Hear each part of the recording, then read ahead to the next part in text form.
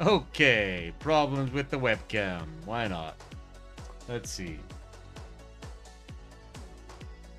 No, that's not gonna work. Oh my god. Okay, wait. Let's go with... Okay, there we are. Okay, let's see if I can... Good afternoon, abnormals. And welcome back to the Ministry of Abnormality YouTube live broadcast. As always, problems with the webcam. Let's just see if I can... I'll just use the regular webcam. Does that work? No. Okay.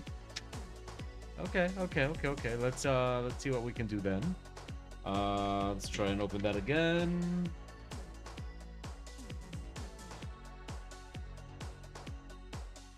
Oh no. Oh, hello Kissing Wolves, hello Pew, hello Nat Class, and come on webcam. Work, please. Oh no, I don't want to restart the stream. I don't want to. That is not something I want to do. See if I can just get it to work. Just work. Work. Oh no. Oh no. Why?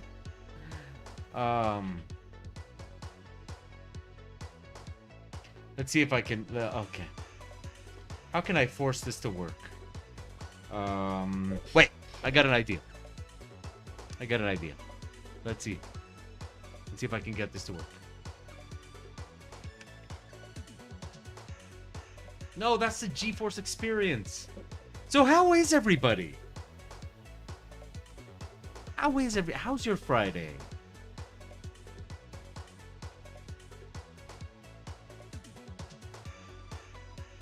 NVIDIA broadcast, you are way more problem than you're worth.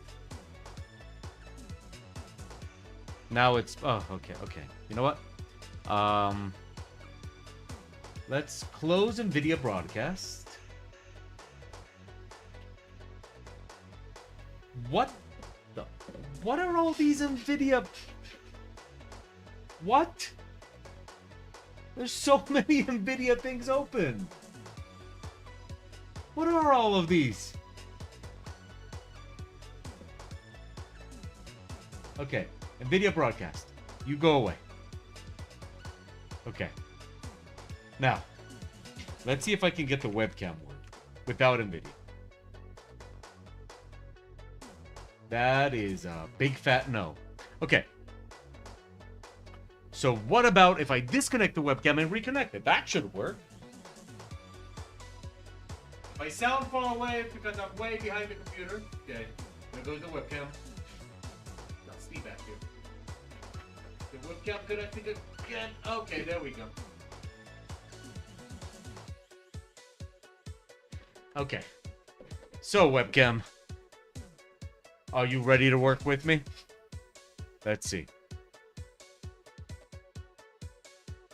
Yes! This is not what I wanted, but it's what I got.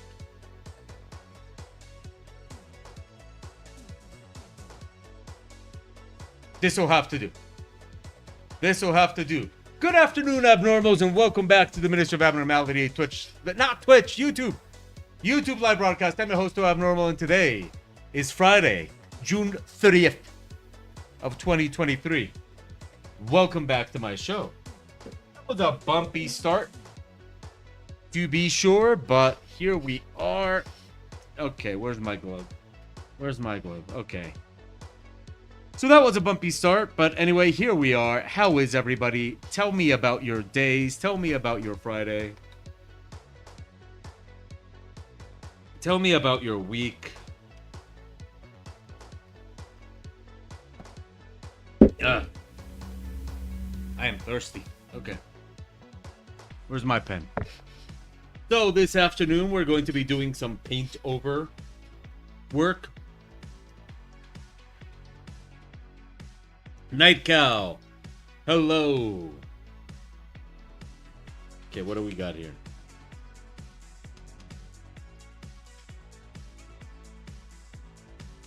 Glue that there. Goodbye to you. Here. Glue that there. Goodbye to you. Here. Glue that in place. Goodbye to you. Here. Glue that in place. Put that under you. Goodbye to you too. Okay. So let's get started. We're gonna you know what I'm missing? I'm missing a reference cube. Okay. So today we're gonna be doing some wait, let me edit my webcam. That should be good enough. Let's put me over there. Okay. So today we're going to be doing some 3D paintover. And you guys will get to see like my technique for 3D paintovers. It takes a lot of patience. Failed to that animation for the first time in a long time though. I was trying to reverse engineer the last animator's work, so no biggie. Yeah, that takes time and patience, I would assume. Okay. So what we're going to do first is we're going to actually go into Blender. Blender. That's what I'm going to call it. And we are going to... wait, what's going on here? And we are going to do something that I like to call a reference cube. And what a reference cube is... My music is a little bit too loud. Okay. What a reference cube is it's a cube. The cube that I referenced. It's a cube that I use. I just place it somewhere in the scenery, and I export without any lights or anything like that. But that cube will help me locate the perspective. Sabrina, hello. Oh yeah. Well, here's the image with that in front. And here's the water. But we're going to be doing that later. Today we're going to be painting here. But first we need a reference cube. So here's our 3D image. And what we're going to do is we're going to... See, everything is here. All the lights, everything is located here, see?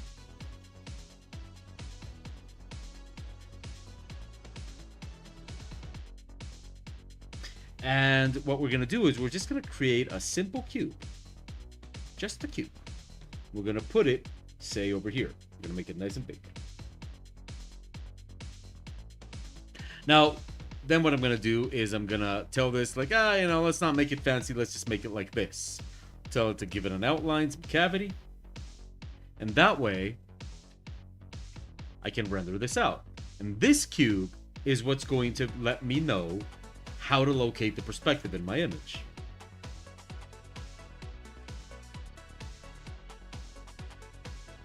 Here's the sewers image.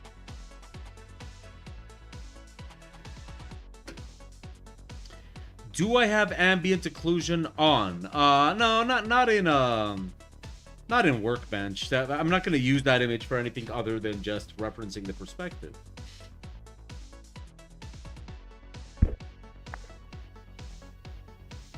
Okay, there we go. So you, wait, I already got you, right? No, wait. You I can close. You, we grab and we paste.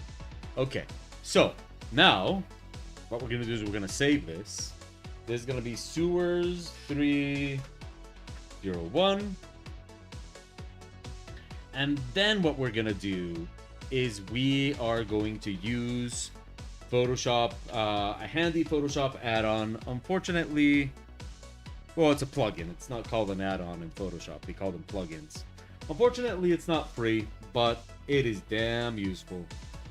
And I also have to open Synapse, and I have to open my reference. Okay, so there's my keypad reference. Let's just place that. Where'd it go? There we go.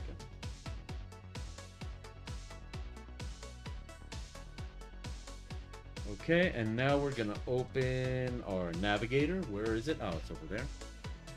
So, everybody, tell me about your week. Tell me about your weekend. What's everybody up to this weekend?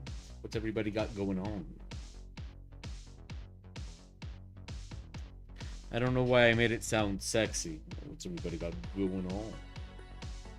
Oh, yeah.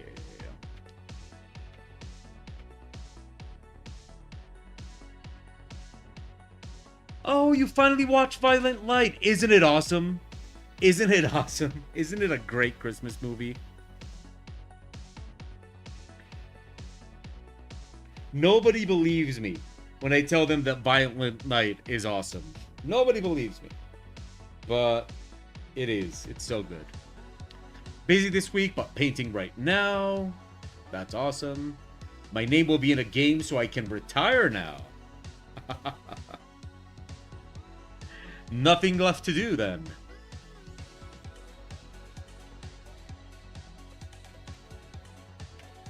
Okay, how big did I make the other ones? The other ones are... Wait, what is this? Oh, okay. How big did I make, for example, you? How big did I make you? Let's see. You are 8,000 pixels wide. Wow. Okay. Never let it be said that Abnormal doesn't just go all the way. We also watched Megan. Not as good. Better than I was expecting, but the bar was real low. We started Megan. We never finished it, and I'm not particularly intrigued. It's just a movie that makes you uncomfortable for a little bit, and that's it.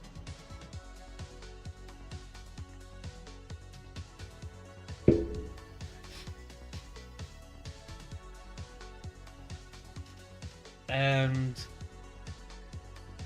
yeah. Okay. Wait. There we go. Okay, so now we got our perspective grid. And we might want to make that grid lighter though, because the image is dark.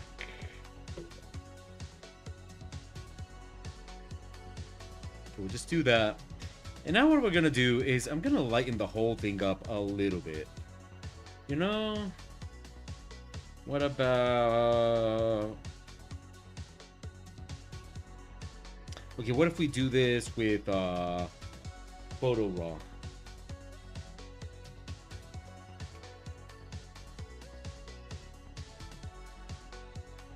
Yeah, what if, no, sorry, camera raw. What if I do this with camera raw? Wait, what's the difference between you and you? There's no difference between you and you?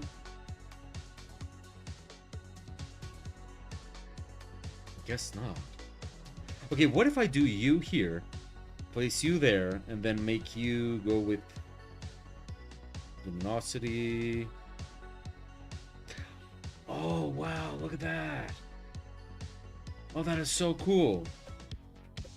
Okay, what happens if we put that there, then we leave you again, place that, and go with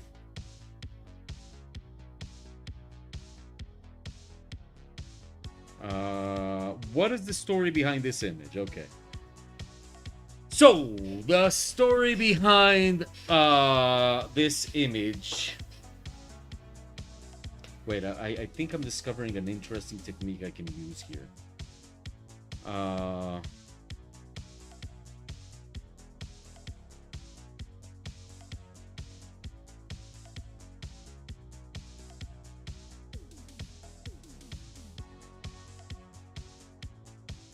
So the story behind this image, Nat Class, is this is an image for EldritchWerks. Have you seen the other rad images I've made, or do you want me to show them to you? Because I can show them to you. I don't know why, but I don't know what accent that is. It is what it is.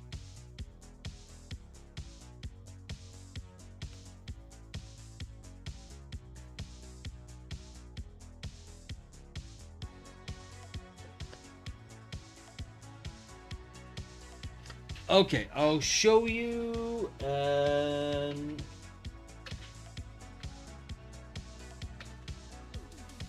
And so, Sabrina, that Blood for the Blood God is from the Chaos Space Marines. So, basically, the Chaos Space Marines are, well, Space Marines that have been tainted by Chaos. And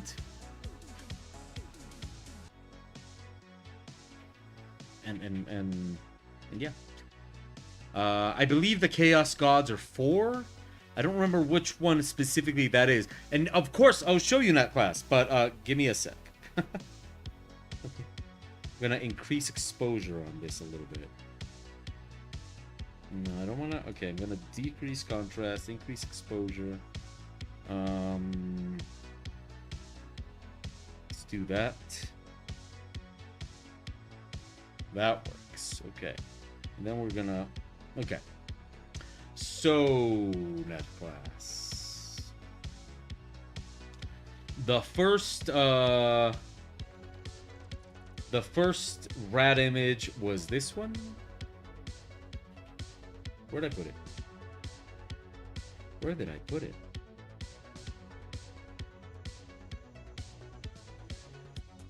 Ah, here we go. No way.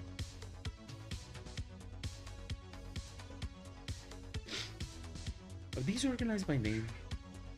Oh, I feel so messy. Okay, so here's the doctor.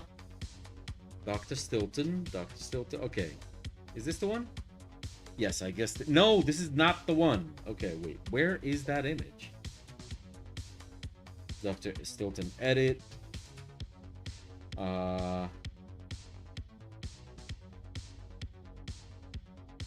What?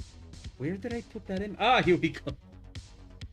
Okay, so this is the first rat person image. Dr. Stilton.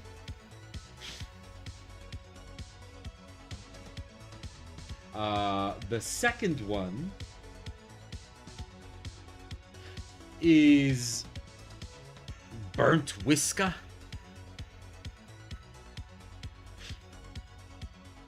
This is Burnt Whisker.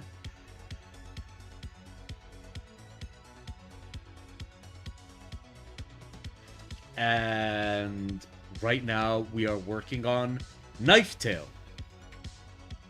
And that would be the complete set. Okay, where am I gonna get good water? Oh, the water's pretty dark in all of them. Maybe I need to export one with just the water. I can work on this one. And then we add this for the light. That's nice.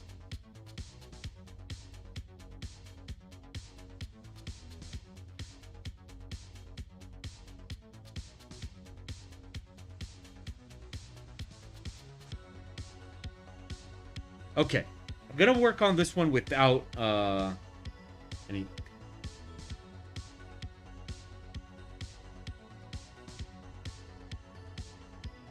Well, thank you. You're all being very flattering.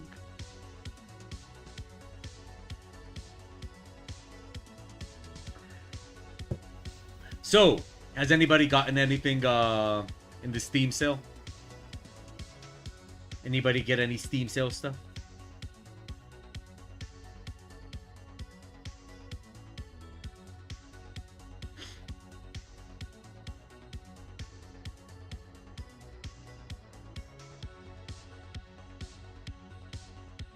Okay, we're gonna get rid of the walls. We're gonna get rid of the ladders. We're gonna get rid of the foreground, the tubes, the walkways, the beams.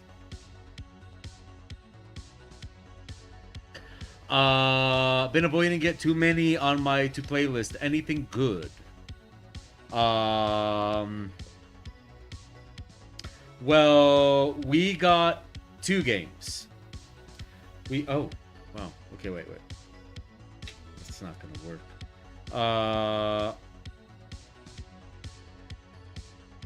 This water needs more light. Well, we'll do that later. I doubt we're gonna finish this today anyway. We got 2 games. For Pew, we got Hogwarts Legacy. And for me, I got Dying Light 2. And unfortunately, the games did not come bundled with time to play them.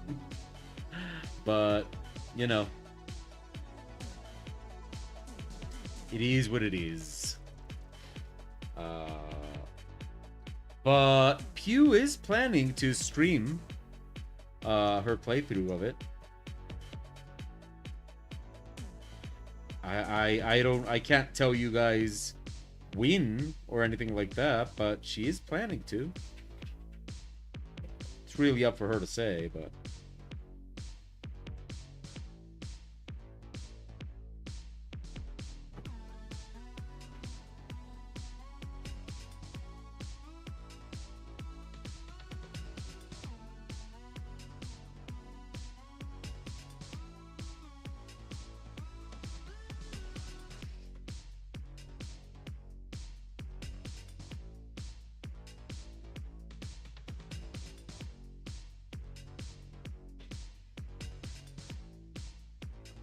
I would love to be able to spend my Sunday gaming, but wait, maybe I should.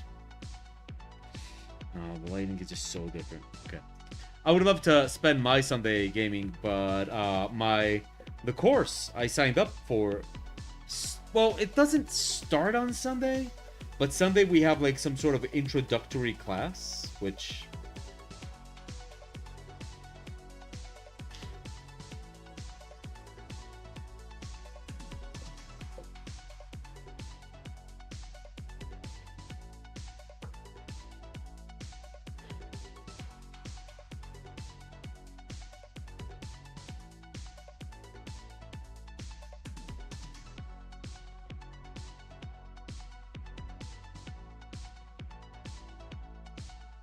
Now, I'm waiting. In September, Game Pass is going to have some amazing games that I want to try as soon as they come out.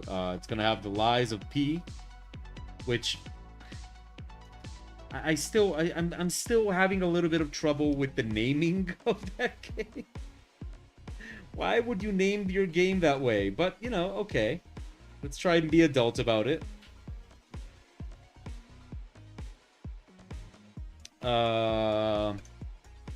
What other one is coming to Game Pass in September? Starfield. Starfield is coming to Game Pass. And so I'm also going to try that out.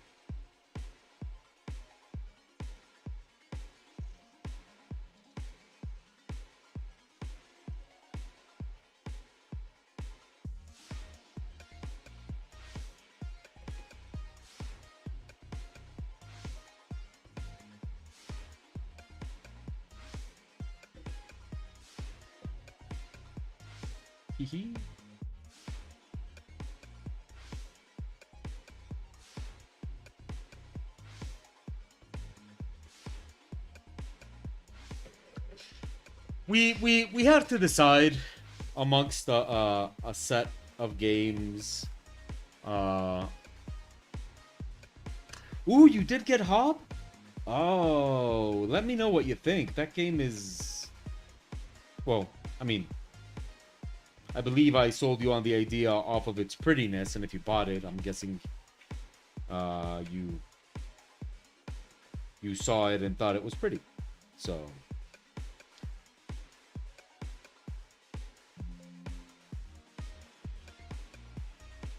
I don't really know what point I'm trying to make here. Probably not any.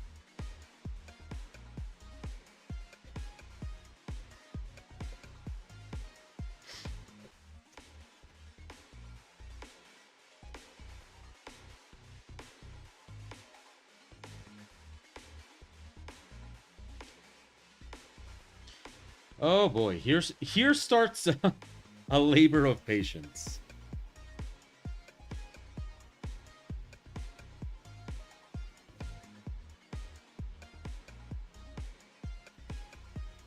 And love, of course, with patience and love.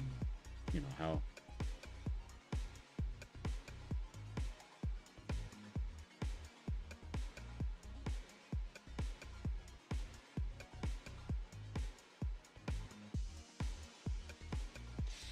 Oh, should I? No, no, no, no, no.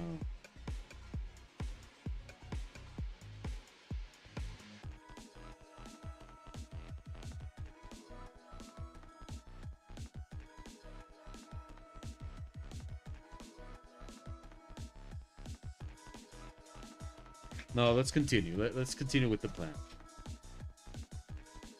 Okay, this music is getting annoying.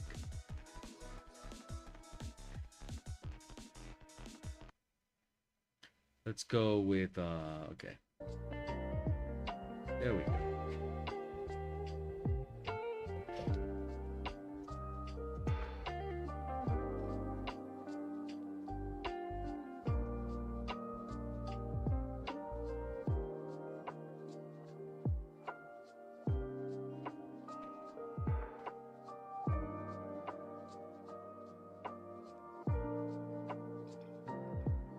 I don't know what happened to these planks here, but they got this weird texture on them that I have not noticed in the export, so let's fix that.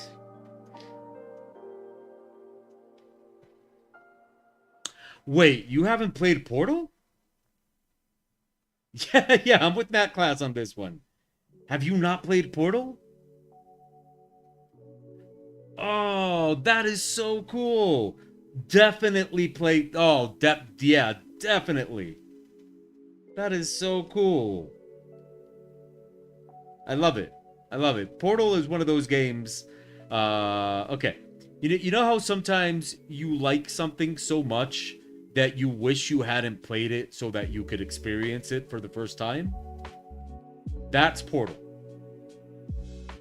I wish I had not played Portal, because that way I could play Portal for the first time.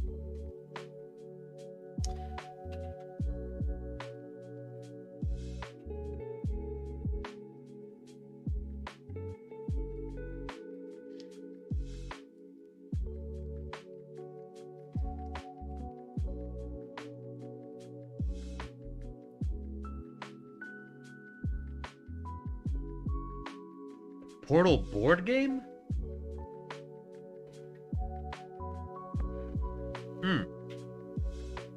Wonder how that works.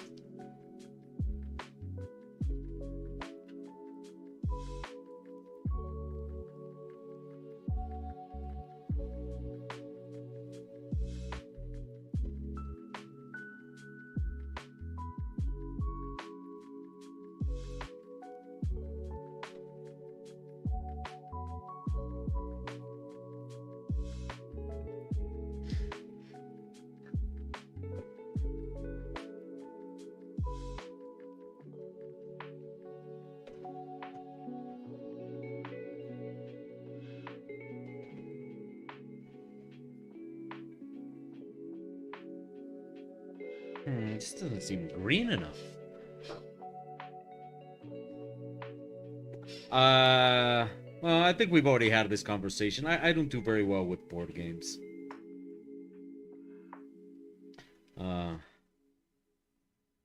I love tabletop role-playing games, but board games, don't do very well with them.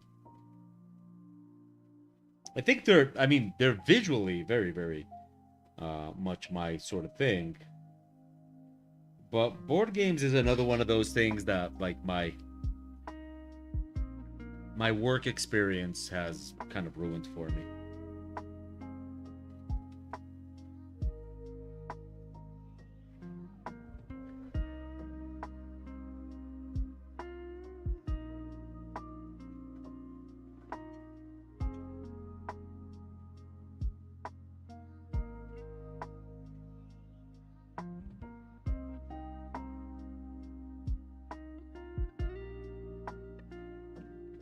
Are you talking about Jonathan, whatever his name is? Jonathan something. Something.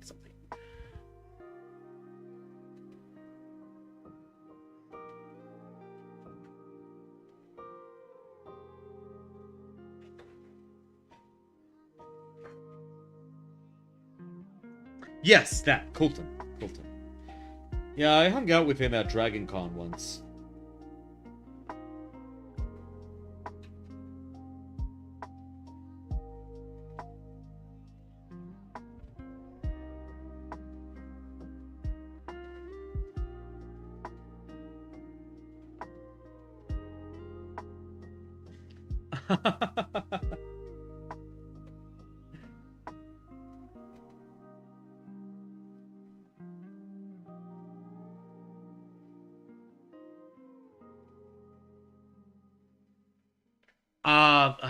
I'm sorry. There's not really much more to say. I didn't really talk to him much. He was just, we were at the same.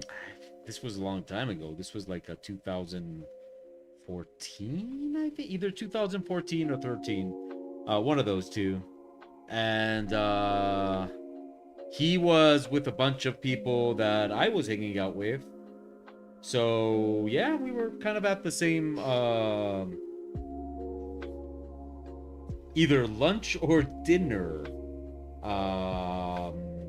Yeah, I didn't really get to talk to him much. He was kind of a quiet guy at that moment. I don't know if maybe he was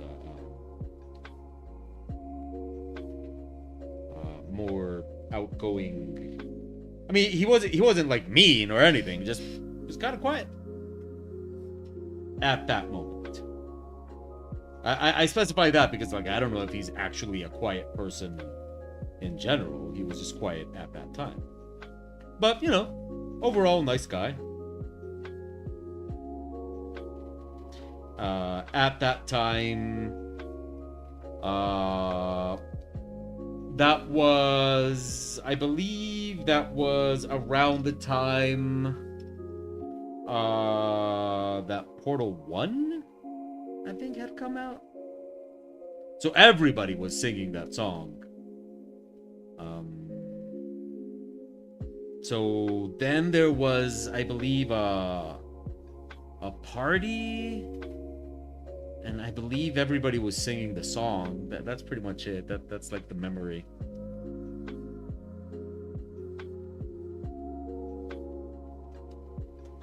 Oh, no. He was a cool guy. He was a cool guy.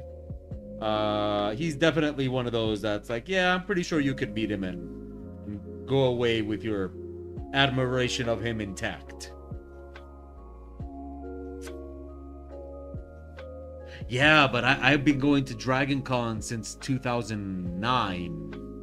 So it could have been 2009, 10.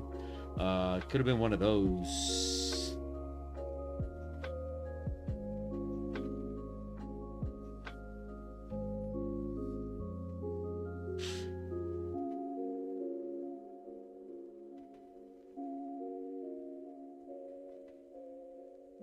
I had some pretty cool people that convention. That's the convention that I also met what's his name? Rise Davis? Davis or David? Gimli, the guy that does Gimli. That's also the convention I met I forgot the name of the creator of the Ninja Turtles. And that my table was right next to J. Scott Campbell's table, and he was such a nice guy.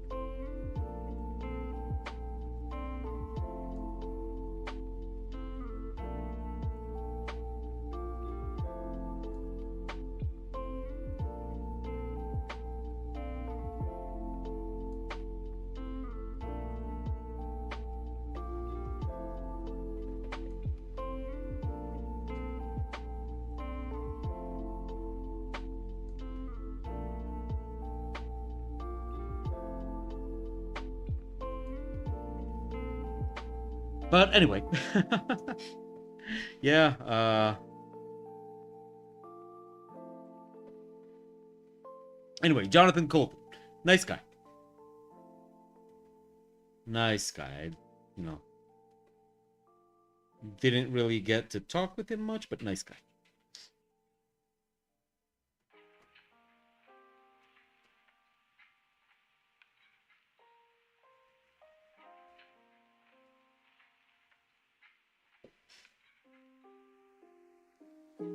Oh, yeah, that's coming along nicely. This is very, very, very much coming up Millhouse.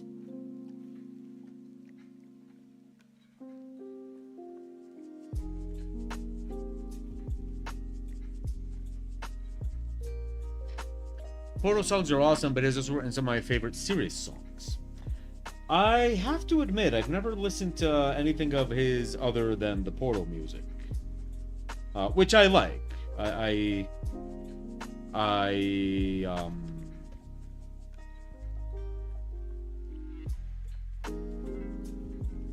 prefer Want You Gone to oh, I forgot the name of the one in Portal 1. I do prefer Want You Gone, but I don't know if... Yes, Still Alive. I don't know if it's an objective opinion. It's just that we, and I do say we, collectively, as geeks, we burn the fuck out of Still Alive. Like, we really overdid it with that song.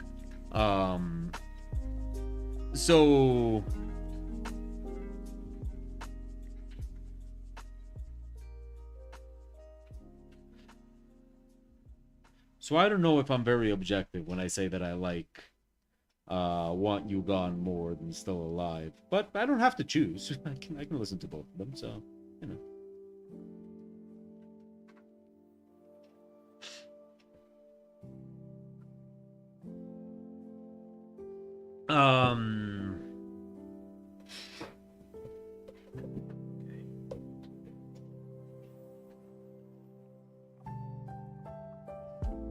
Okay, what I think I'm gonna do here is I'm gonna add a little extra touch of green. Let's add a little extra touch of green. Ah, yes. No, that's too green. How about... No, not color dodge. Lighten? Maybe lighten at low opacity? Let's see how this turns out.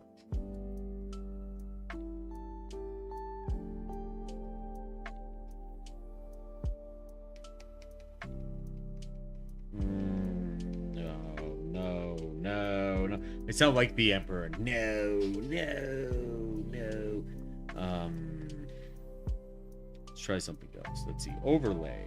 Okay, overlay is nice. That gives it a very nice punchy kind of green, but is that what I want? Okay, lighten is too soft. Color dodge is too strong. What if I lower color dodge? Is that... That might be it.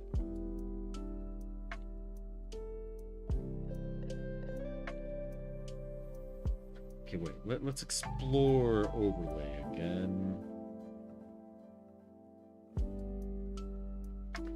What about hard light? Oh, I always love hard light. I think hard light's gonna be it.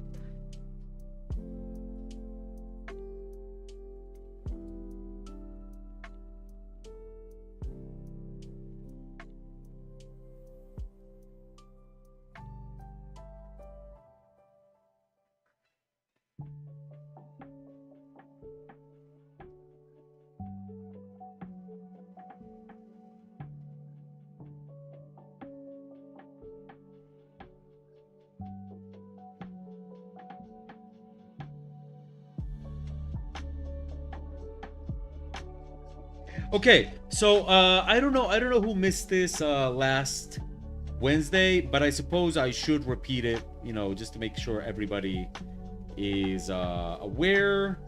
During the months of July, August, and most of September, I will not be streaming on in the middle of the week. I will only be streaming Fridays. Now, I'm guessing most of you here right now already knew this, but this is just in case anybody that did not know is watching right now. This is because of during the months of July,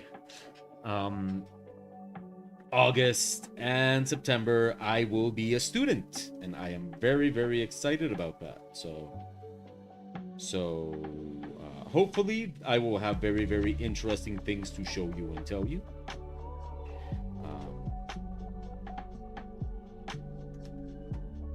But yes, indeed, I will be studenting.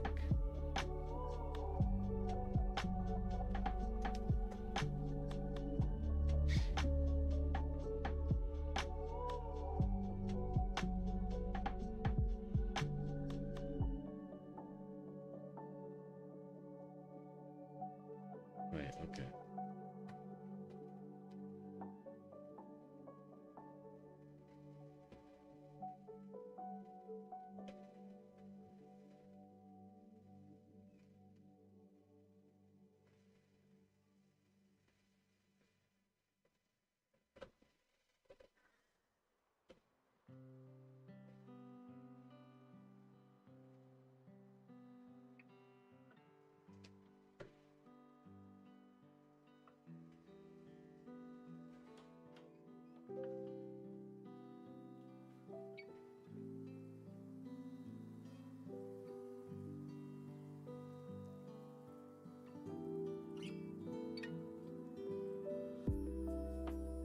Okay, wait.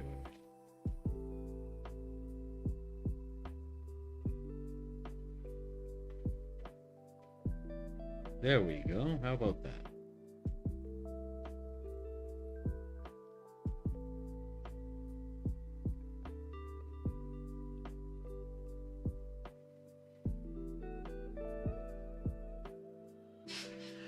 Yes, of course, Nat Class. Actually, thank you for asking. Your curiosity flatters me. I will be studying at Swatch's Academy. I'll show you even. So the way I discovered this academy was I'm still part of like the Lucid Pixel from Adam Duff community. Like,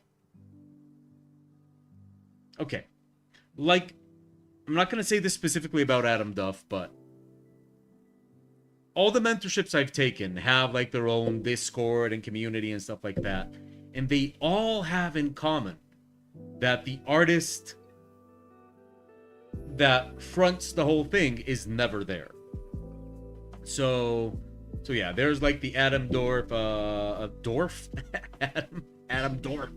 There's the Adam Dorf Discord and Facebook group and all that kind of stuff, and I'm still a part of that. And you know, I talked to the other students there and stuff like that. And one of them showed their final for a course that they had taken somewhere else in fantasy art, and I loved it. I thought it looked amazing.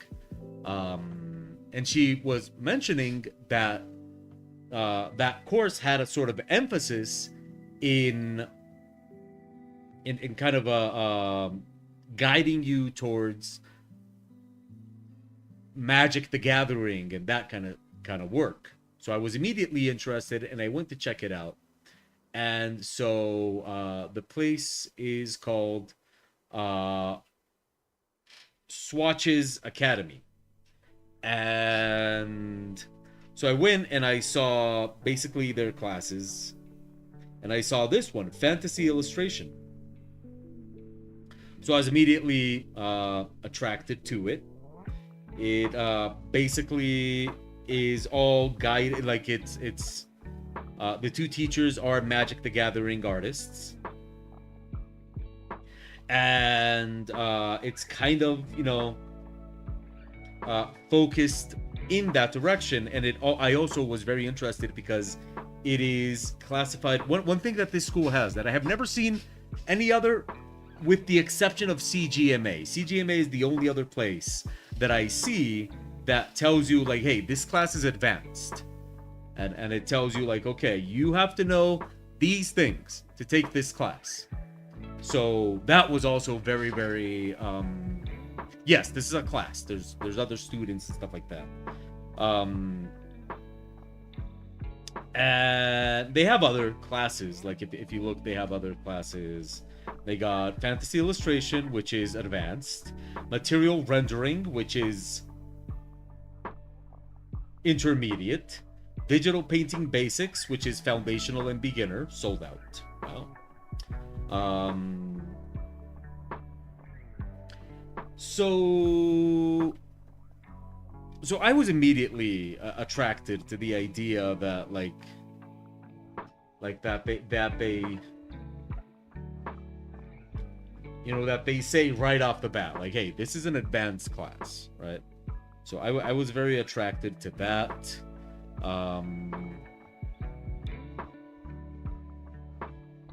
This is the one.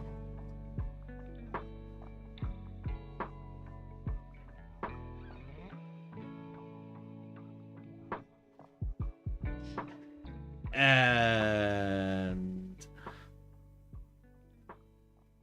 so yeah, I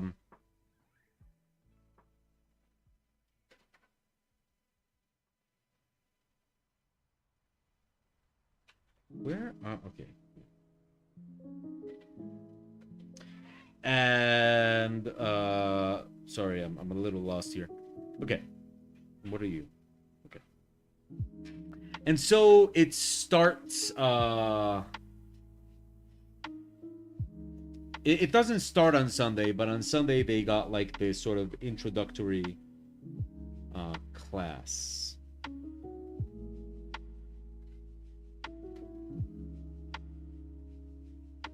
So I'm very, very, very eager. And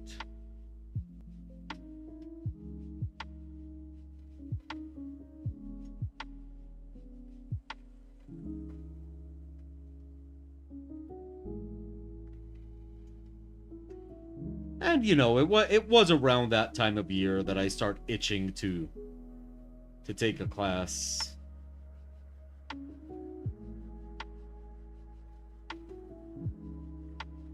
Always got to keep that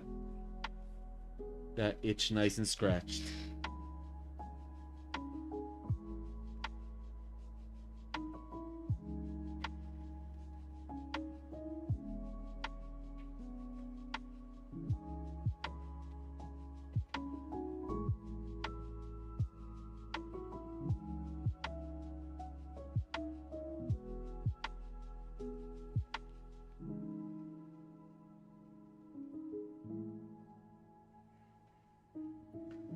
I do have.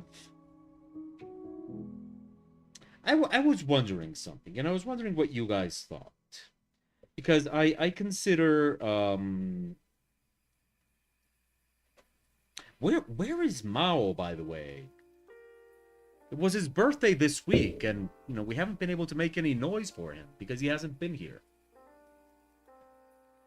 Mao, where are you?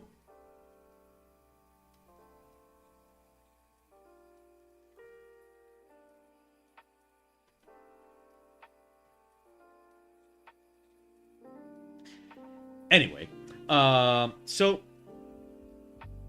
I was having thoughts, and I was wondering if I could get you. Okay, wait. Let me organize my thoughts on this one. What do you guys think about the ethics of reviewing a mentorship, like on a YouTube video? Now, this is not something I actually want to do. I'm not actually interested in reviewing any ethics. Reviewing any ethics. Reviewing any of the mentorships I've taken on my YouTube channel. But I was thinking about content for my YouTube channel, and different types of stuff and all that. And one thing that occurred to me for a minute there was like, hey, what if I were to review stuff like, courses and that sort of thing, right? But then I started thinking to myself, okay, what are the ethic implications of that? Because a one-on-one mentorship, or even if it's not one-on-one, you kind of think that like the feedback is something you should give to the teacher directly, right? So, like I said, I'm not actually planning to do a review of this sort, but it did get me thinking, like, okay, what are the ethical implications of reviewing a course when you took this course directly with somebody?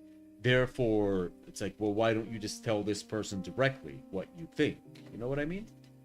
Is this making any sense, or am I overthinking it? Like, what do you guys think?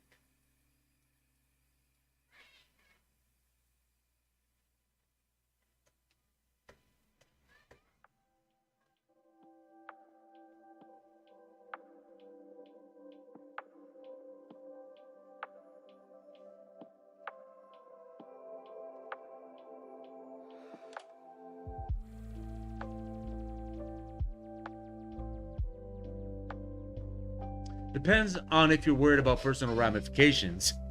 I think you should tell mentors, but that doesn't mean you can't also tell other people. It's because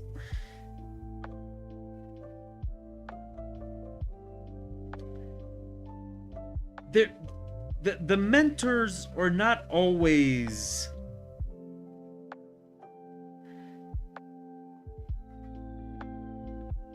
I'm a little lost. So sorry, I'm a little lost with my own image here. Give me a second. I'm trying to figure out what I did. Where's my mistake? Oh, did I fuse these layers? No. No way. Did I fuse this? It seems like I did.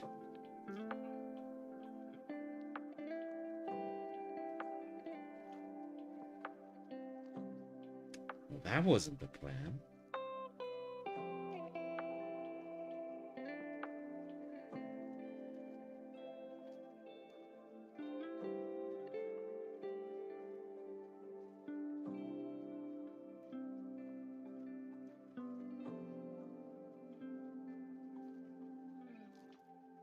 No, wait.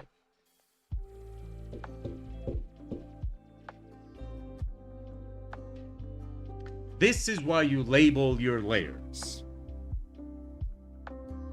To any student that is watching right now, I did this on purpose to teach you a lesson.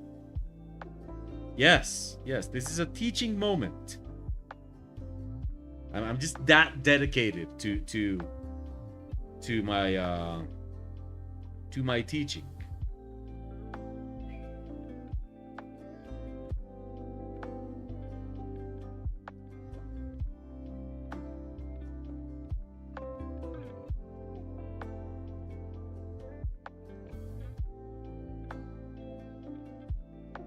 Wow.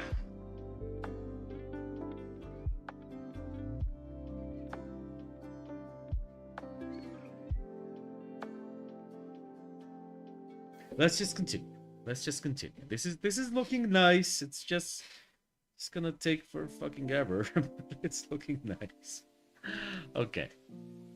So anyway, back to good luck, Nightcow. By the way, how have you been, man? Have you been feeling it better, or I guess the work you're doing right now has kind of kept you busy, but last time we spoke, you had recently been to the hospital, so you good?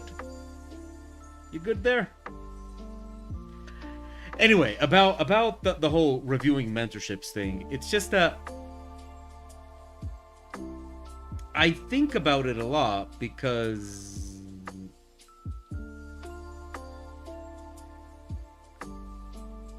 Because on one hand, I think that reviewing the mentorship is something that I should, you know, talk over with the mentor in case, but then I have to admit that in a lot of cases, the mentor in case did not seem to be very receptive.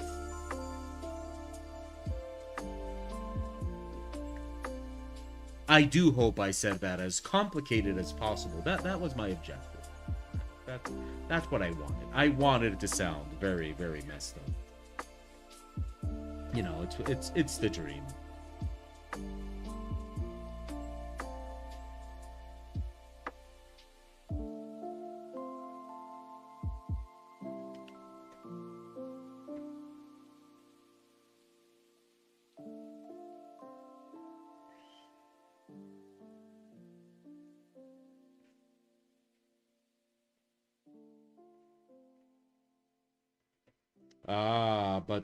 But then I think that's the answer right there in that class, because I didn't tell them. I just didn't feel like they were opening a space for it, so I never told them. Therefore, yeah, I guess therefore I shouldn't go around criticizing the course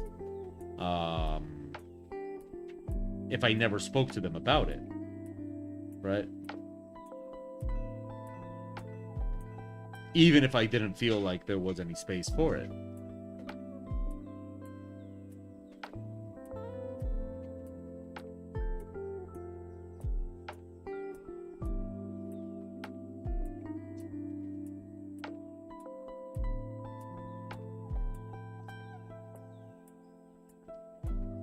I do want to make a YouTube video talking about mentorships, because I guess I get asked a lot, right? I get asked a lot about mentorships, and so I would want to make a YouTube video about mentorships and about if they might be for you or not. And I'll probably mention some of the things that I would have to critique to those mentorships, but I just won't say specifically which one it was.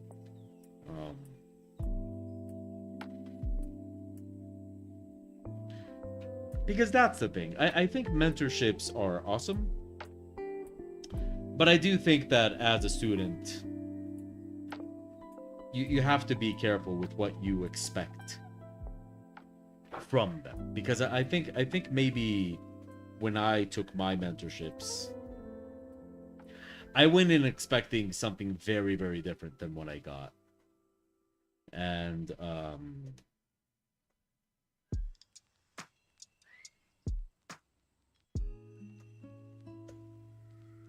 what can I say? You know, that's it wasn't.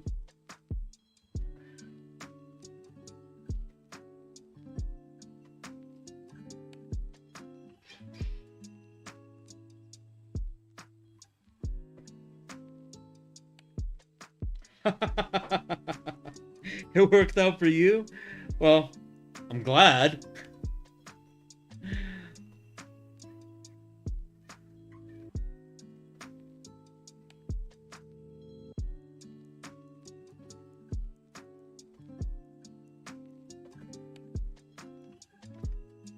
I do plan to offer mentorships again.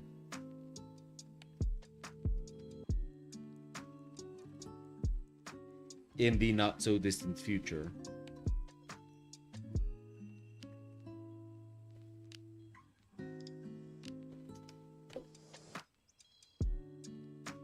I miss teaching digital art. Art in general, I just miss teaching it. I have fun at the university, but I'm not teaching what I am the most passionate about teaching. Oh, no, Nat class. I always solicit your advice.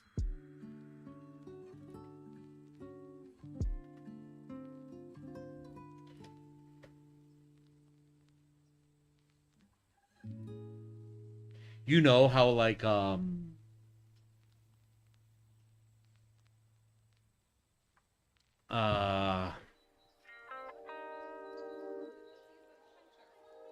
I don't have any examples of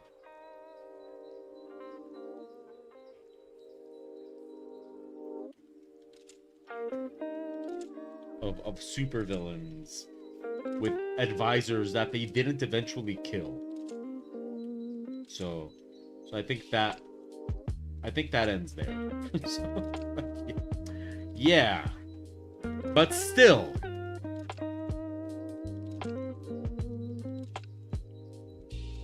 no, I was thinking like, Jack Nicholson's Joker in 1989 Batman. But yeah, he kills that guy.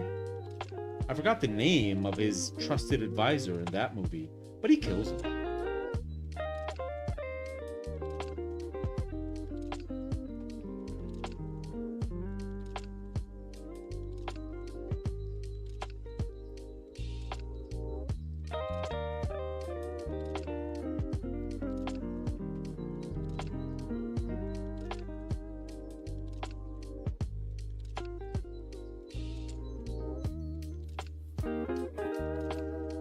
So,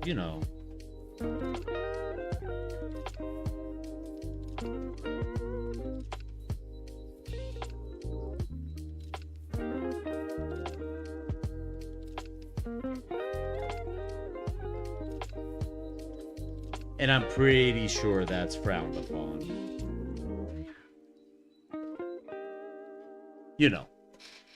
Advisor murder. YouTube demonetization and all that.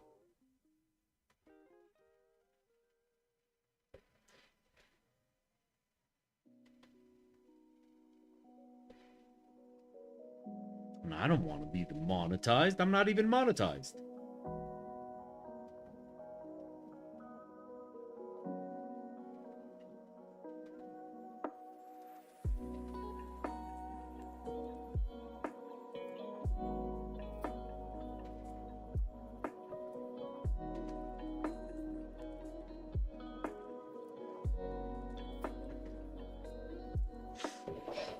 Okay.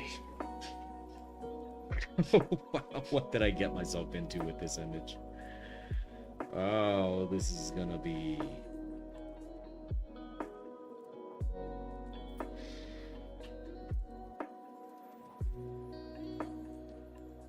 This is gonna be a big...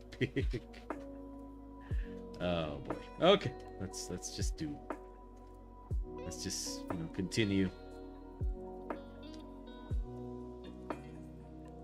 So Nat Class will be playing board games, and Nightcow will be rendering 3D and, in his own words, working for his future. What's everybody else got planned out for this weekend?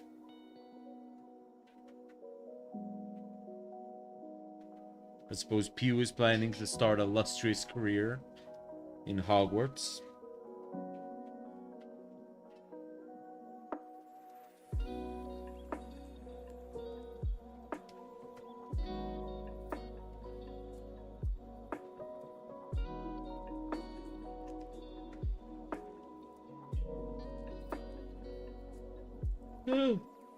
Oh boy.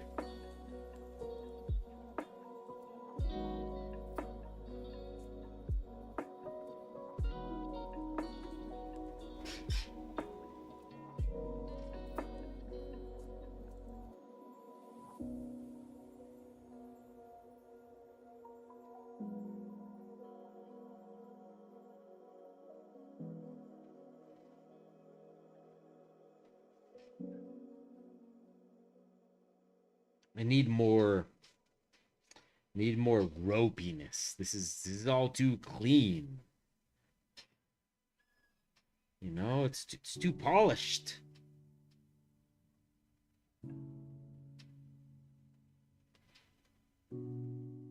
This place wasn't built by dwarves. It was built by rat people.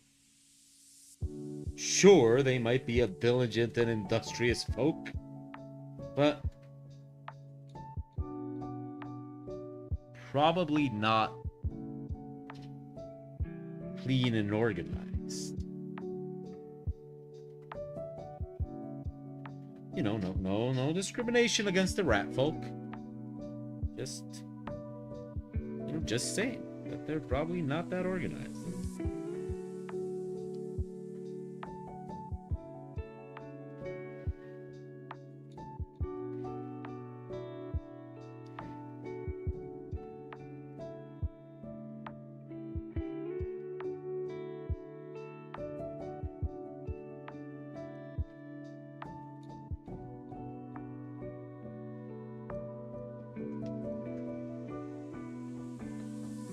Okay, where's my water layer? Here it is.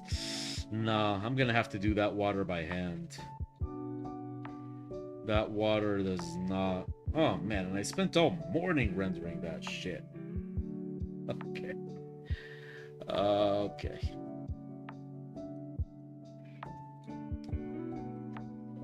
Ah, yes. Okay, so EldritchWerks, Nat class, is a US-based company that produces, well, I believe that their major claim to fame is that they print minis, right? They're a mini printer. But they also produce tabletop supplementary material, custom minis, and stuff like that. And this right here, wait, I'll give you a link. But this right here, their Twitter is probably the best bet, since that's where they're most active.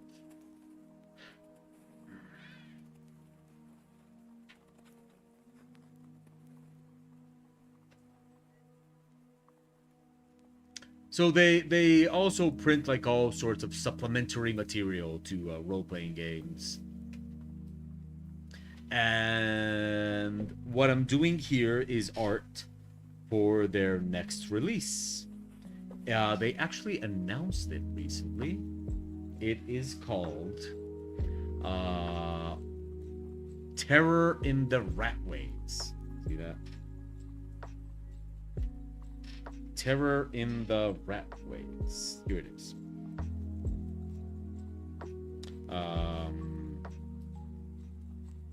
And look, here's my name. Ain't that something?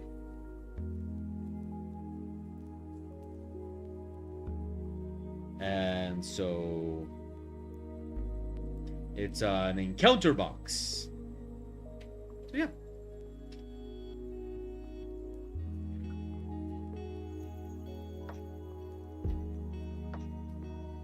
Anyway, yeah, that's what I'm doing. And oh, they're really awesome. They're a lot of fun to work with.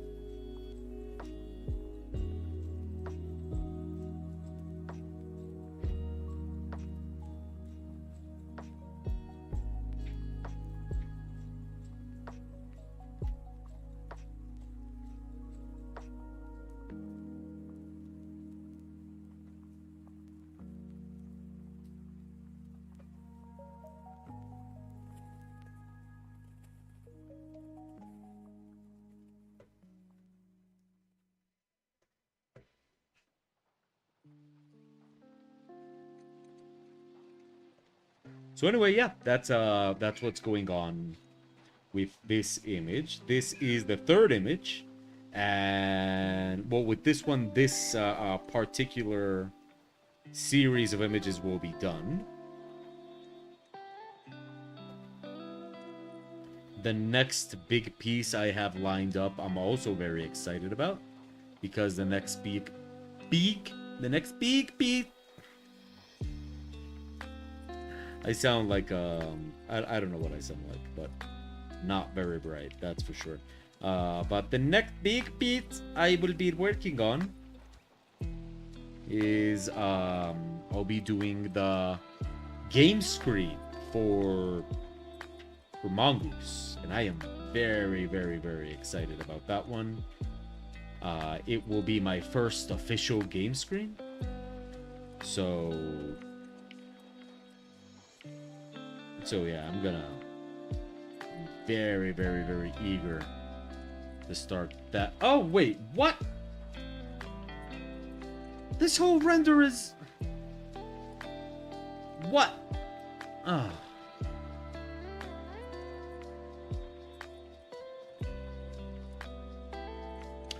I can fix this. I can fix this. Now, why? Why are you wrong? Why? Oh, no. Why didn't it render... I don't get it. Okay, wait. It didn't render all of the walkways. Time to go into Blender and see what happened. Why didn't it render all the walkways? I don't get it. Okay, yeah. Here are the walkways without all the stuff they're supposed to have. Where did those... Now that, I remember that was happening. Okay, what happened with these walkways? Let's see. Now you had... Okay, no, that's... Okay. What about you?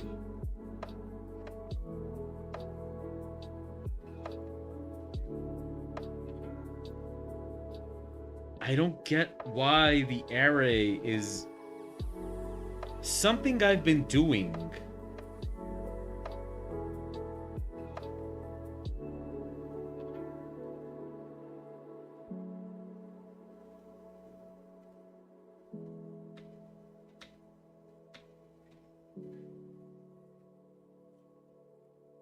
Oh shit, oh shit. No. Just stay there. Okay. Press the wrong button.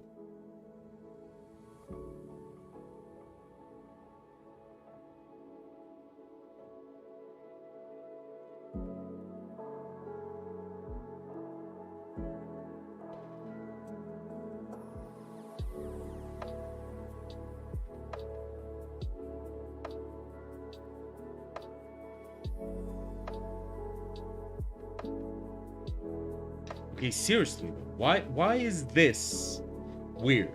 Why is this being weird? Okay, first of all, where are you? Oh, okay, you're not letting me select the walkways? Well, fuck that. Okay, you know what? Apply. That way you won't bother me anymore with that.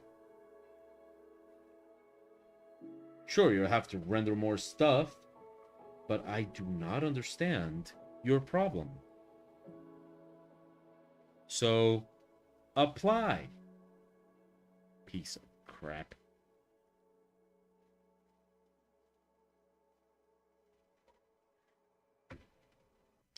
Oh, now we have to re-render that.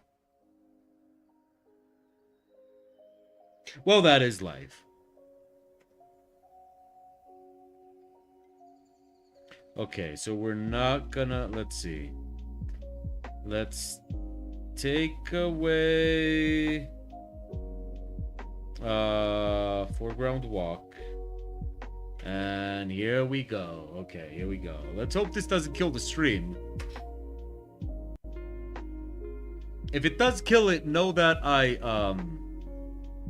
don't know if I don't know what this is doing. And I know it's making my webcam weird, but I don't know if it's affecting the audio. How's it going for you, Pete? Okay.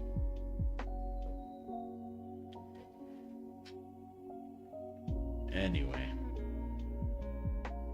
You know what? I should take this chance to fix the water. Now that we're here, I have to fix the water anyway. The water is super dark. I need more light in the water. So let's fix that. Okay. Save. Now, did I... Okay, here's what we're gonna do. I am going to add a light under the water. Maybe that'll give me what I need. So...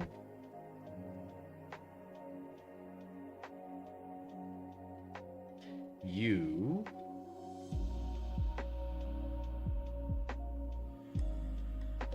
Oh, wow. Why are you so...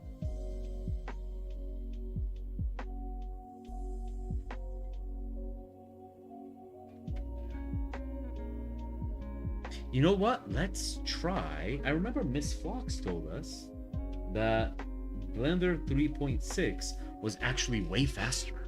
Why don't we try that? I have Blender 3.6 installed right here. Just don't have the add-ons for it. Okay, so, but this should actually, let's see. Okay, wait. Open recent Sewers 3. Thank you. Okay, everything is there. We'll just look right there. Make sure everything is rendering the way it's supposed to. Yes. Okay. Now, bam.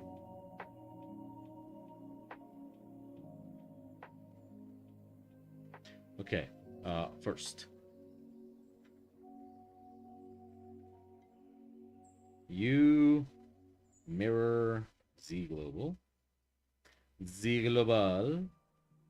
Okay, and I'm gonna bring it here and expand that.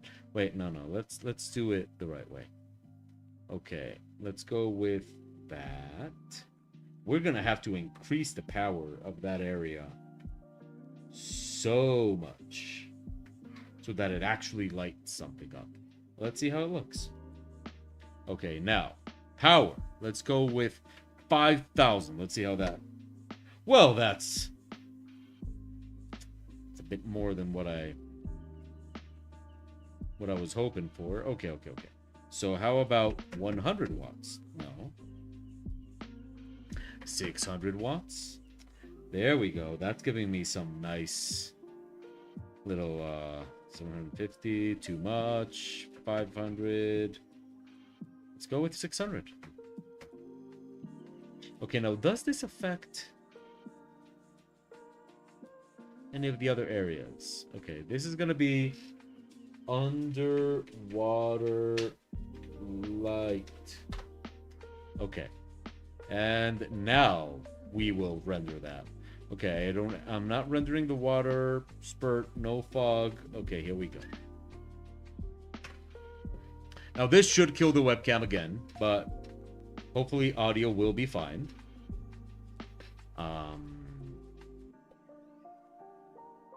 Rendering is so boring. I know Nightcal was rendering. How's yours going?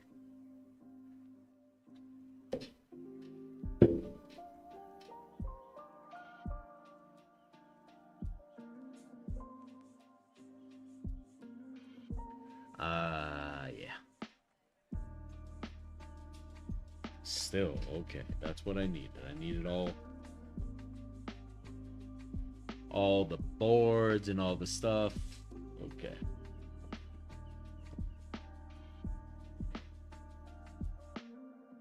Then I'm gonna render one without the lamps. Then I'm gonna render. That's it. That's all I need.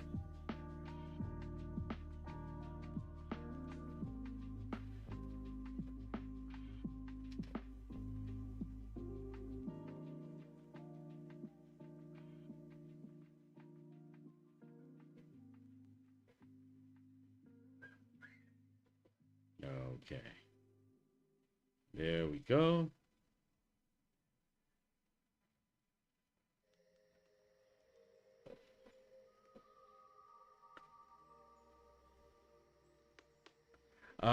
The problem with... Okay, let's just... Okay, this is gonna be... Sewers. I'm gonna call this 7A. And then in slot 1, we're gonna do one without the lamps. Everything else is activated? Yes. Here we go. That should actually render quicker without the lamps.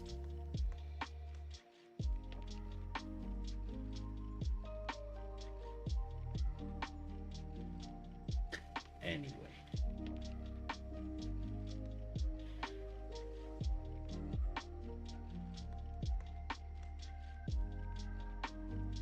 Still feels very slow. This morning I was rendering the water coming out of the pipes and it took forever. And in the end I just decided to do it by hand. So, you know. It is what it is.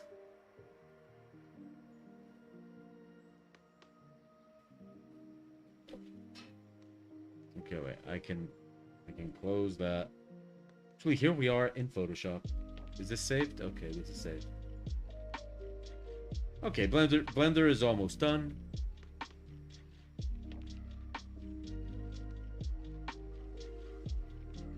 Save as. That's 7B. Okay. So yeah, this is painting over a 3D image. It's fun. Actually, it is fun. But for, I mean, when I was making this scenery, I knew it was going to be complex. You know, I knew what I was getting into. I made it this way.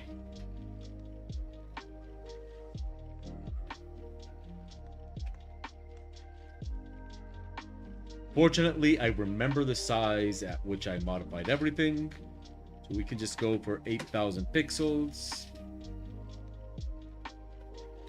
Grab those both. And paste them here. There we go. See? That works. Okay, so now let's learn our lessons. Let's learn our lessons, because we didn't learn this lesson last time. So I'm going to label this one as 3D no lamps. And this one is 3D with lamps. Okay, now let's clean this up a little bit. Okay, so we got this one. We're actually not going to use. We got this one, which is 3D with lamps. We're going to keep this one right there. Please go down. Okay, you know what? You. Which one are you? Okay, you are... Why do you have more light?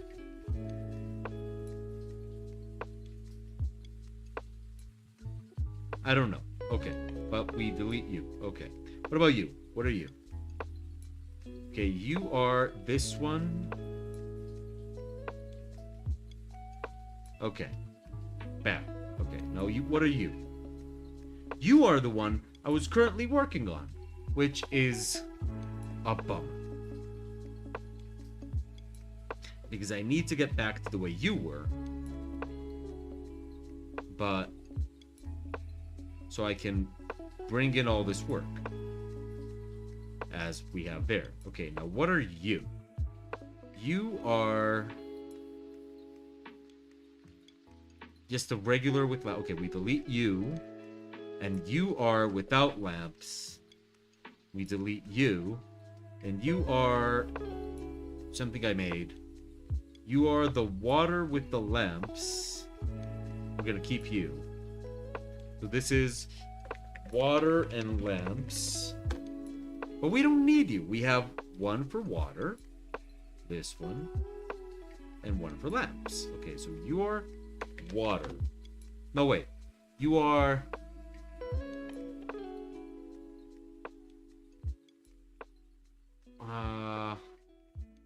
stream of water. And you are... lamps. Okay. We're just gonna put you guys underneath everything. If you don't mind. Okay. There you go. Now, what else do I have? This is just the reference. This is the workbench. Should have done this at the beginning, honestly. Ref, okay. And you are the foreground. You are the P grid. Go away. Yeah, whatever. You're the P grid. And you are the frame. Okay, now, with all this, I need 3D with no lamps to look as light as this one. which I could just do on this one. So what we're going to do is I'm going to duplicate this one, bring it up here, and apply more or less the same I applied with camera raw, which was increase exposure, a little bit of whites. That was it. That was all I did.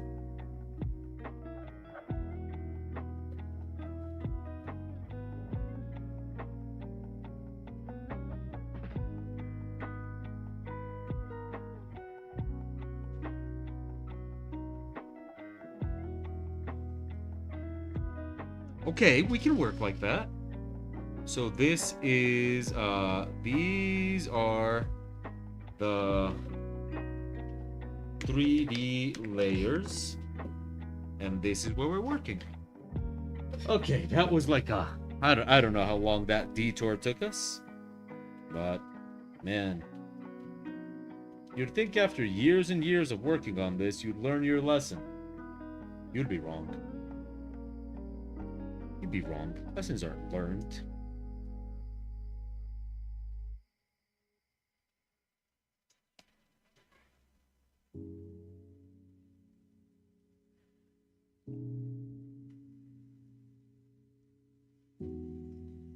Oh.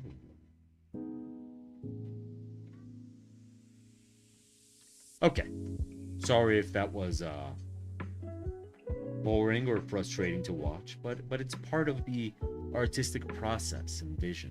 You know, you wouldn't get this much fun out of watching an AI make art.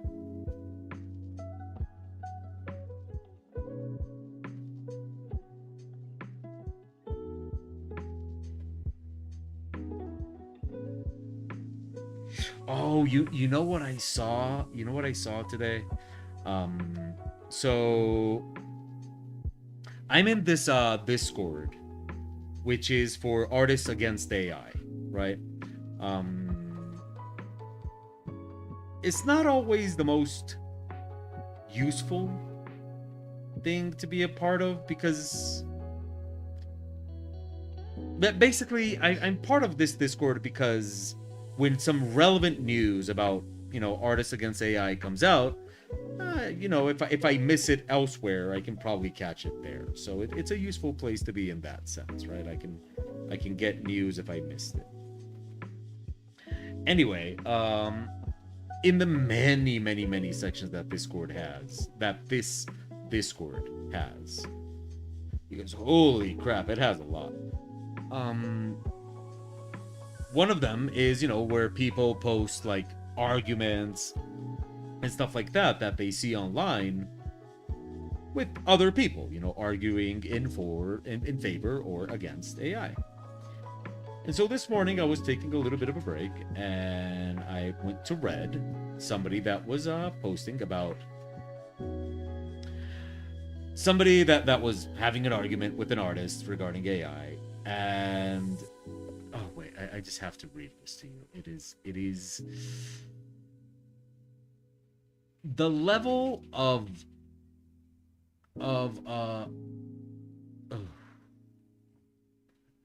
wait, let me find it. Give me 1 second and I'll find it. It's here.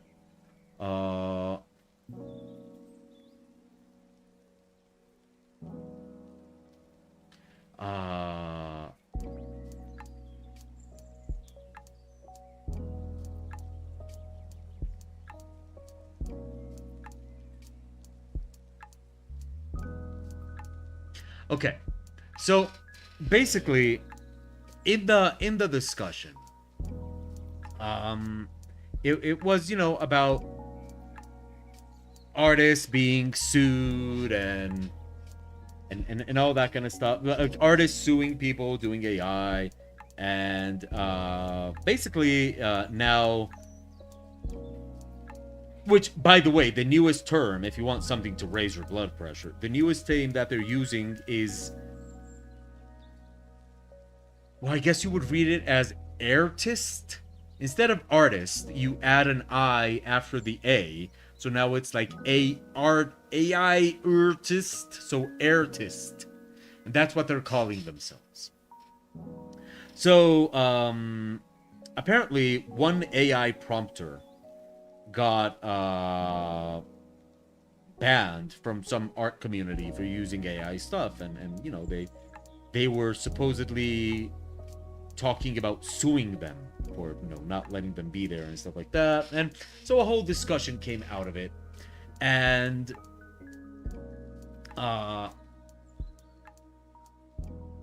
basically what they were arguing is like, you know, you can't, you know, the AI, the difference between the AI and the art and stuff like that is, you know, the that this is a person, and a person has personality, and so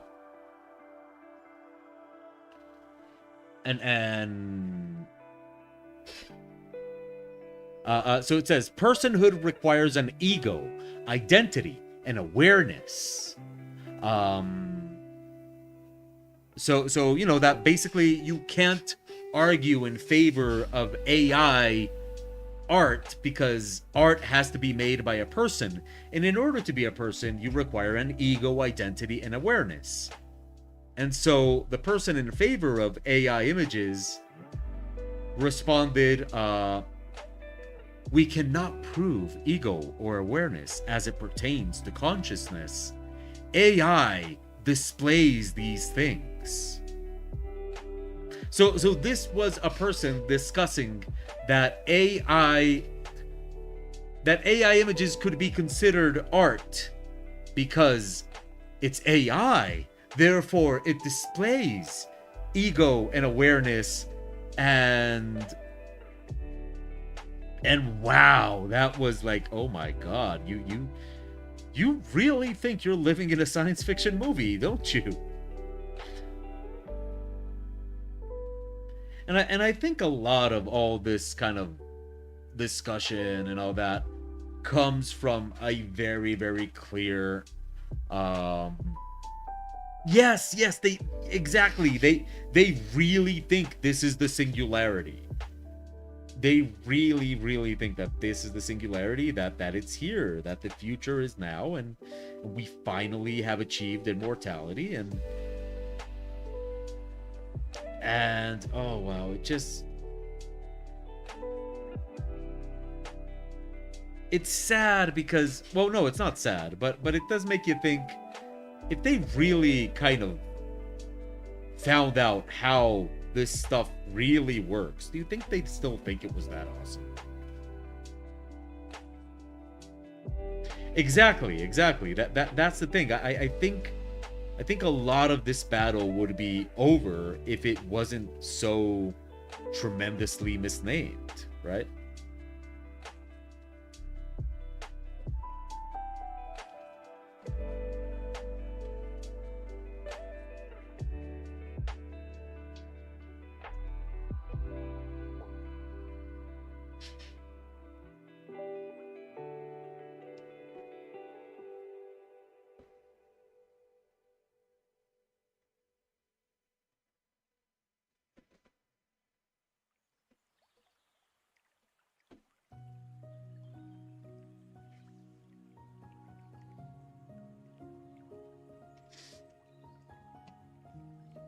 Oh, well.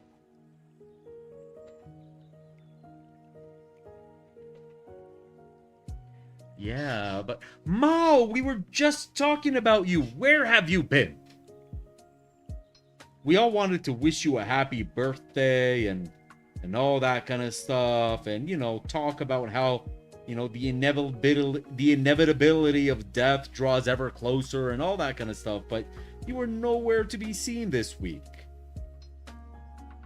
So how can we wish you a happy birthday if you're not here? So, explain yourself.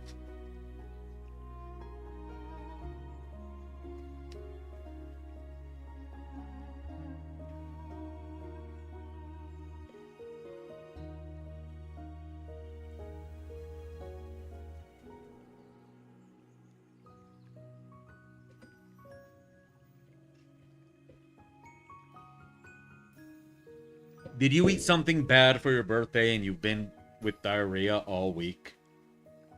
Because if that's the explanation, then we're cool.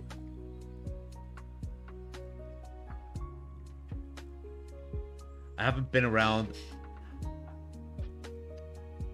Oh, shit, that took a dark turn.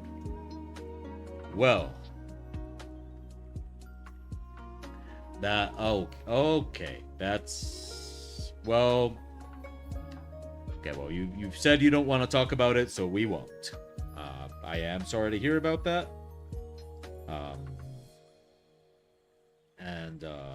Yeah. Don't worry, man. We won't talk about it. But, hey, you know, if you do need to talk eventually, I'm here for you. You know, off the stream. You know what I mean. I hope you know what I mean.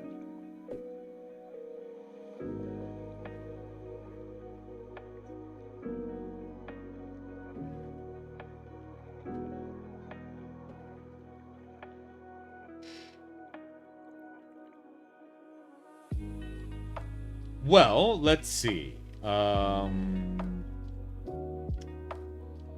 Steam sales are on, and what is that? What is that emoji?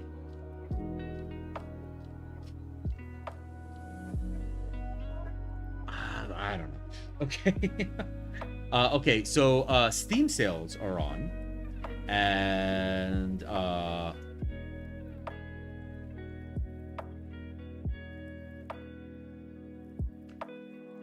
it's a person loving their Wi-Fi. Okay. I can't really say I love my Wi-Fi. It fails us very often.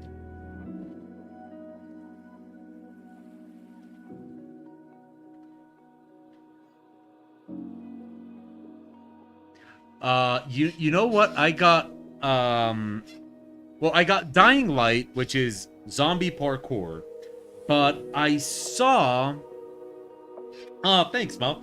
I saw a game that is described like the new Getting Over It. And I saw it and it reminded me of you. Because I remember that you enjoyed Getting Over It. But it looks so much more interesting. And I have to admit where I saw it. You know, I can't deny where it was that I saw this image. Because, hey, you know, let's say like it is. I saw Dr. Disrespect playing this game.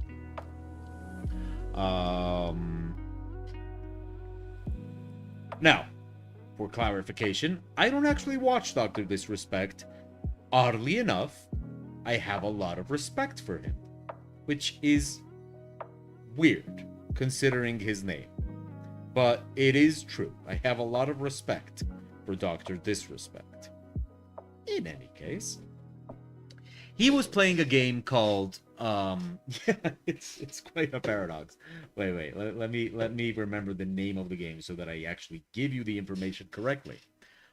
Because you should check it out. It's been compared to Getting Over It, but it looks so much more interesting. I'm opening Steam so I can check what it is and give you the complete information.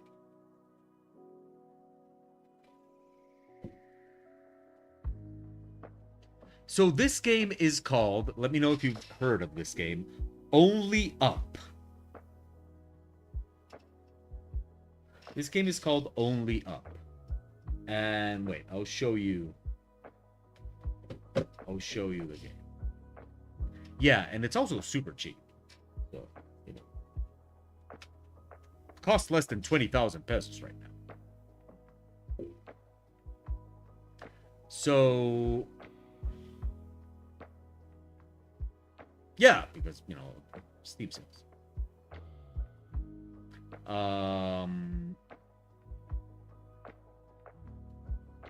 Let me see what I can find that I can show on YouTube. So apparently it's like this game where you just climb. That's...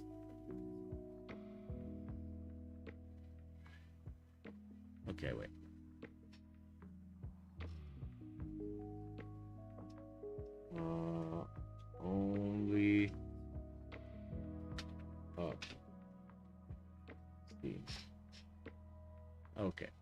So come on. Just only up. What? Why aren't you showing me only up? It's... I know it's here.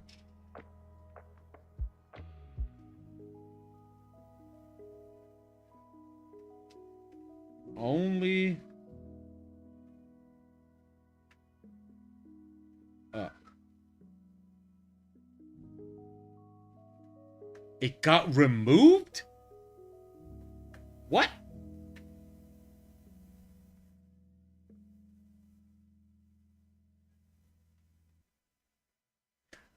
Oh.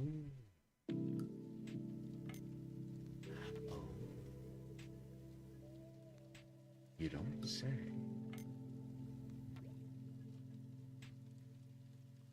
So what happens if you bought it?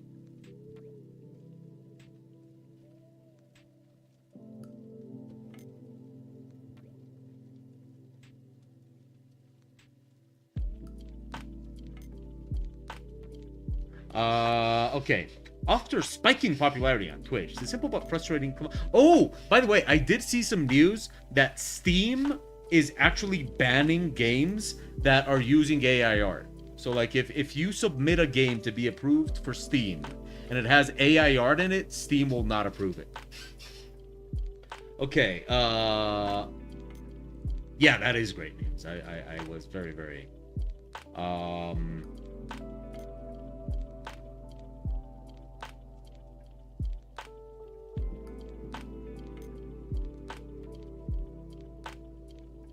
Oh, okay. Steam users who already bought a copy of Only Up appear to still have access and can play the game.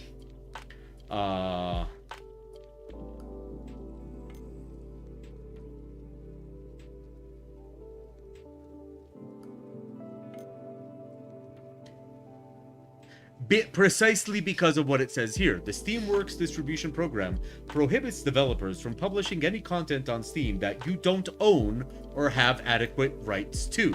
And that's why Steam doesn't allow games that use AI art. So the inclusion of stolen game assets would fall under that clause absent any fair use agreements.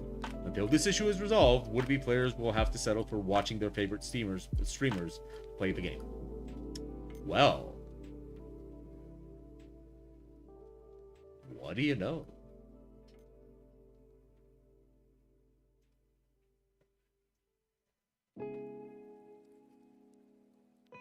So my recommendation, Mao, is hey, check out this game you can't play. What do you think about that? That is a good recommendation, huh?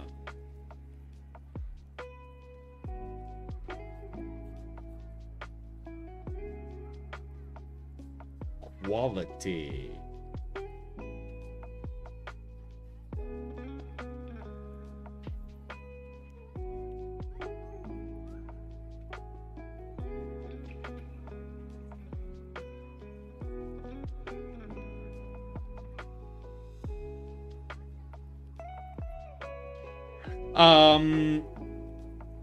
Actually, that's the same case. Oh,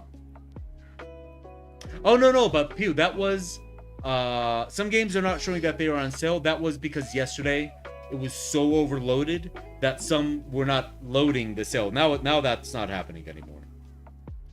That's because when the sale started, it just got, like, their servers got blasted. I haven't actually ever watched Dr. Disrespect either. I just respect him, like I said. And the reason I don't watch him, okay, one of the things I love about what he's got going on is I love his, like, setup, like the character he's created and the intro videos and like this whole kind of story he's got going on with, you know, the character of Dr. Disrespect and all that. I like it. I like this whole thing that he's kind of built. and I like his, his overlays and all that sort of stuff.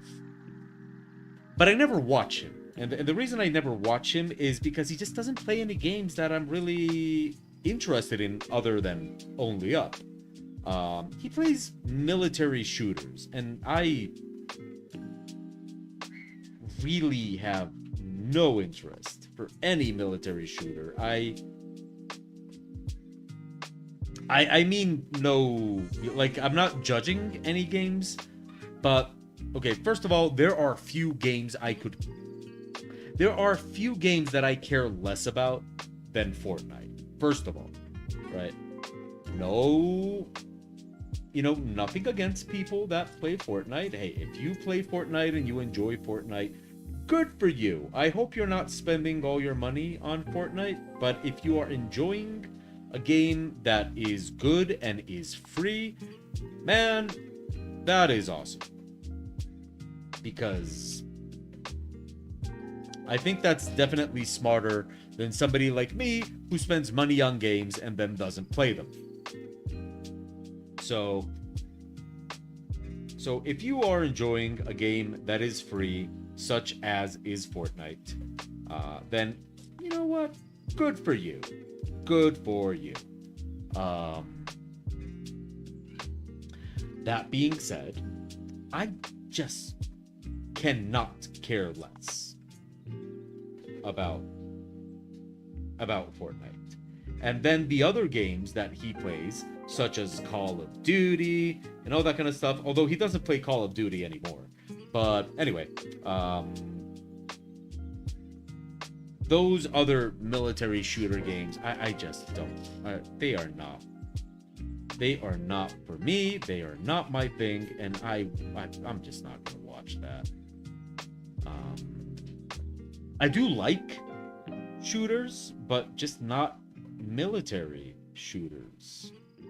In general, I don't like games that are trying to emulate the real world. And it doesn't even have to be right now. Like, okay, first of all, I may be alone in this, but okay. Topic for the chat room. Here we go. Topic for the chat room. Super popular games that you just cannot bother with. For me, GTA. I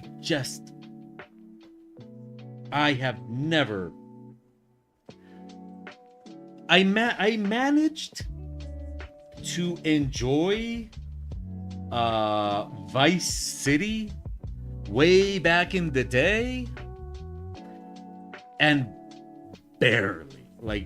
barely managed to work up a little bit of interest for Vice City way back in the day. So, like, basically any game that's trying to be like the real world, I just no.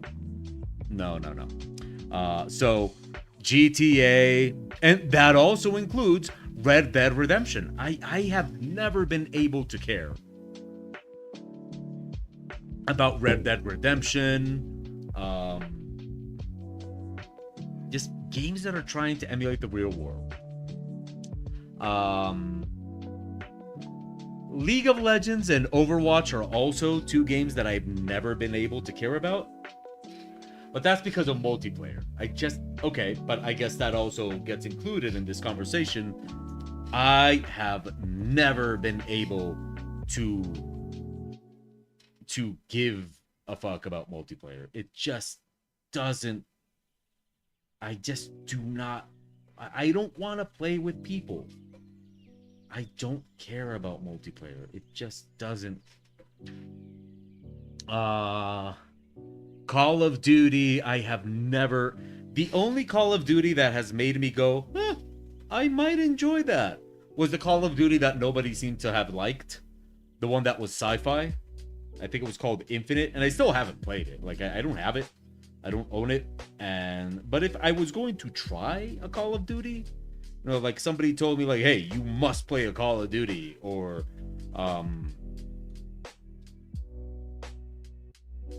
I don't know, whatever, then that would be Infinite. I go, oh, okay, you know what? I'll try Infinite. At least it looks a little bit sci-fi, which, you know, can make me care about it a little bit. So, and while we're there, all those games like World War I, World War II, let's relive these awesome, amazing times. Like, why? Why? What is no. So I'm not interested. Like, oh, look, this game is the most accurate representation of World War I we've ever. Why? Why would I want that? No. So all those, no, absolutely not. Overwatch, no, I never got. I never got the hype around Overwatch, and I have Overwatch. I tried it. I was immediately bored.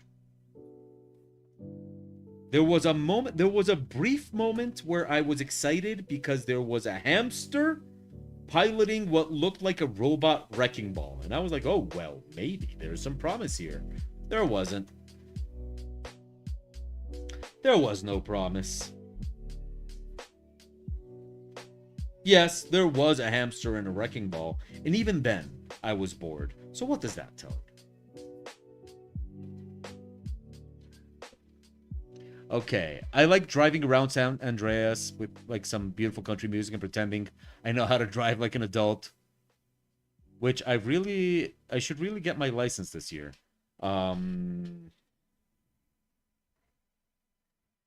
Or you could get an e-bike like Pew did.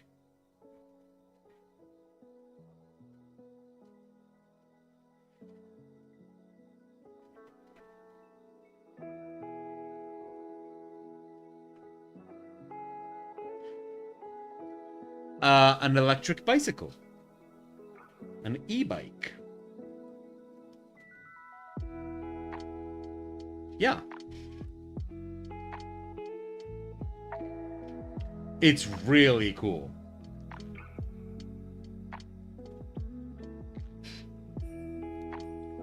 Ow.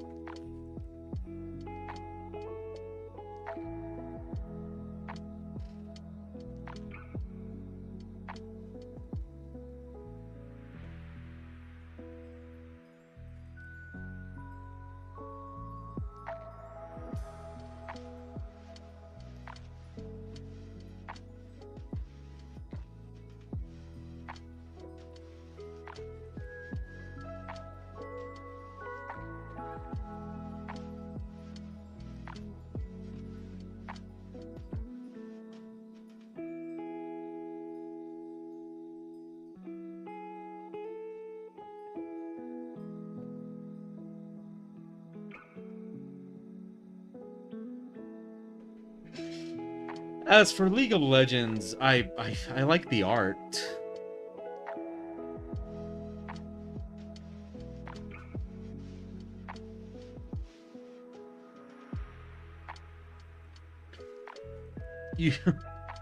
Well, I mean, you know what they say. Better to have it and not need it than need it and not have it. And, you know, with all the Lamborghinis in this city. What are other popular cars? Well, I mean, okay, are we talking about popularity or are we talking about luxury cars? I don't really... I guess there's Lamborghinis in this city. I just wouldn't see the point of owning a Lamborghini in this city since this city has such awful roads that I just cannot see a Lamborghini surviving in this city. You know what I mean? Like how would a Lamborghini even survive the roads here?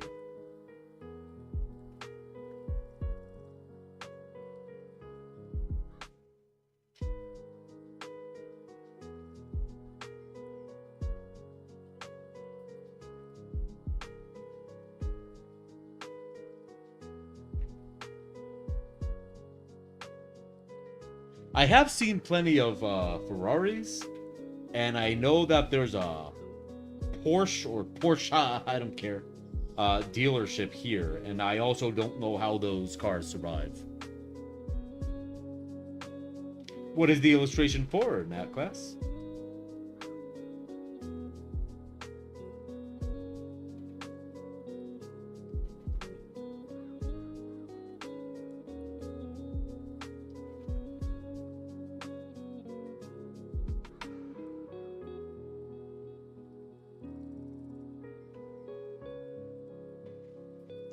Okay, and what is it? Sounds like you're doing an ambitious... Yes, I was about to, yeah. What is the illustration? What is the ambition?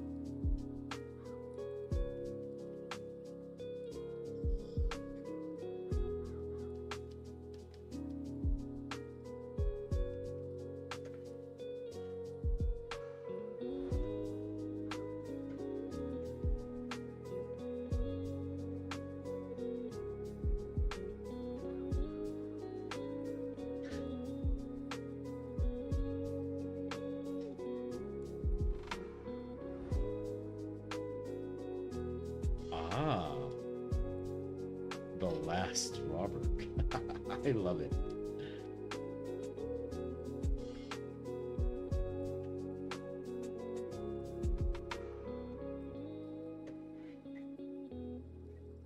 Nice. Now I'm curious about it. So is the illustration working in general, and the problem is just time?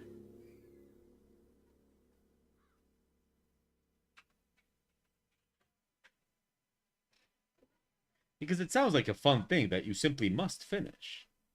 Is the problem just time?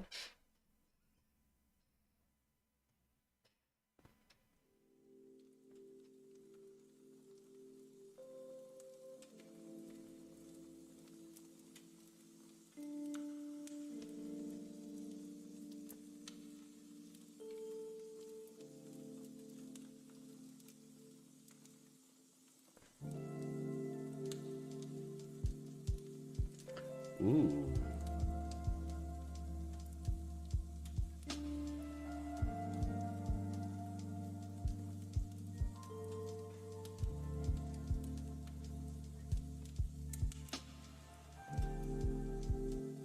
Let's see what you got.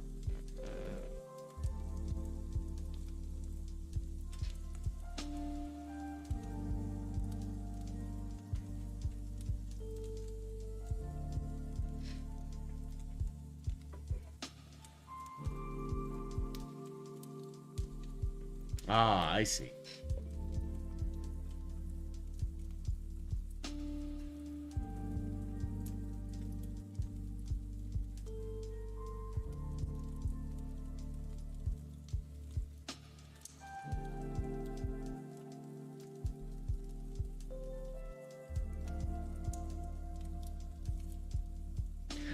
Nat Class, what if you were to do a lens blur, and that way you don't have to render the entire image, only the pertinent areas? Do you know how to do a masked lens blur?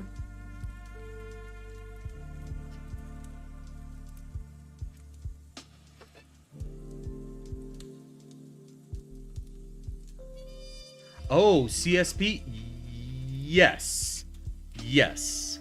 I'm not in CSP, but what I would show you would work in CSP. It doesn't have the lens blur, but it would work in CSP. Okay, may I open your image here and show you?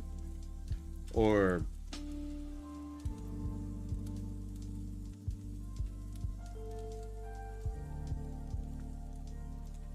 Okay.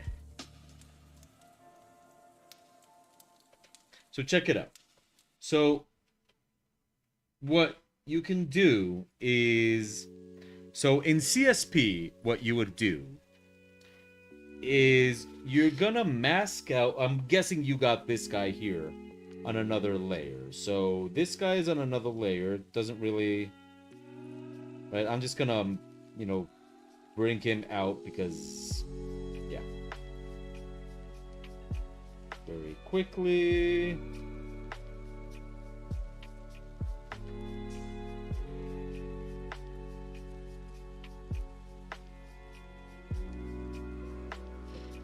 Okay, let's include this. Include this. Am I not missing any other pieces? Okay.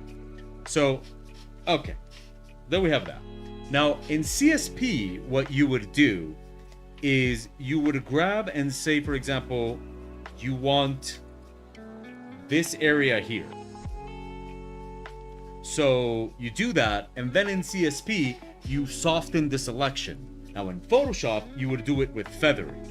So you would go and say like, okay, let's give it a feather of, say, for example, 30 pixels. You select here, you invert that selection, and then we're gonna blur it.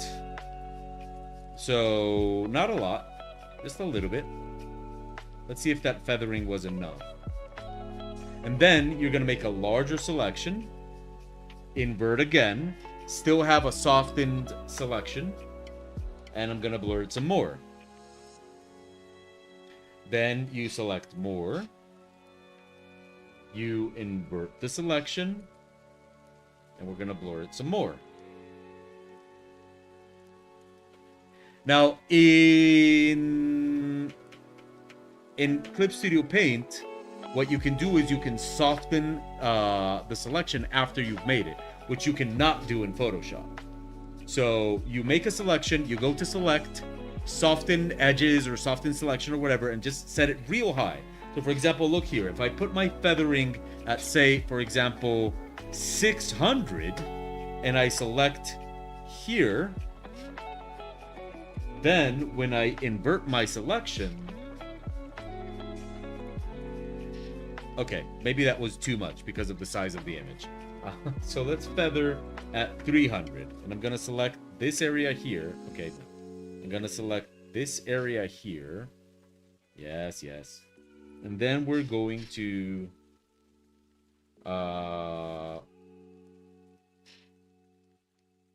do that. And so basically what you're gonna wanna do is you're gonna wanna soften that selection so that you can get just the focus on this area. And then all you really have to do is render out this area. The rest will be blurred out. Now, what I like to do to give it a nice blur, for example, in Photoshop, what I would do is I'd add a mask. And what we're gonna do is we are going to mask out. Wait, no.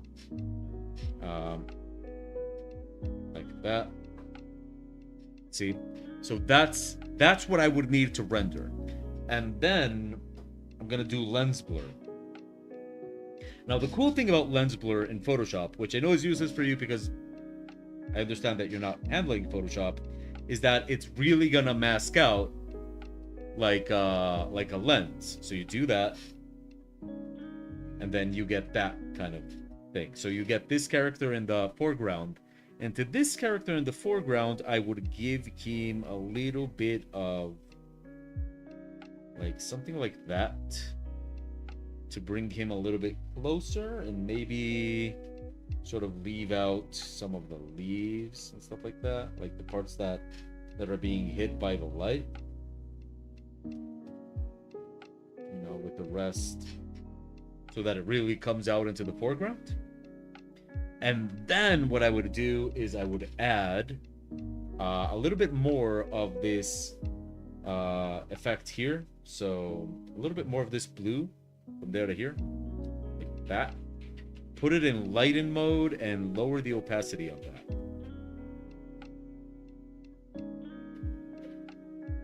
So now in the background, you don't have to render all that. It just kind of, you know, and you only really have to render this part, saving you a ton of time.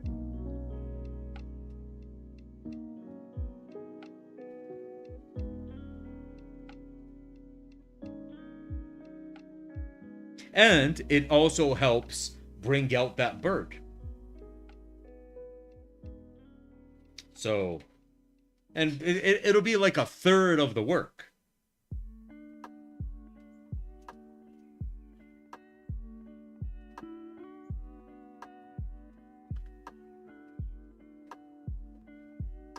You're welcome.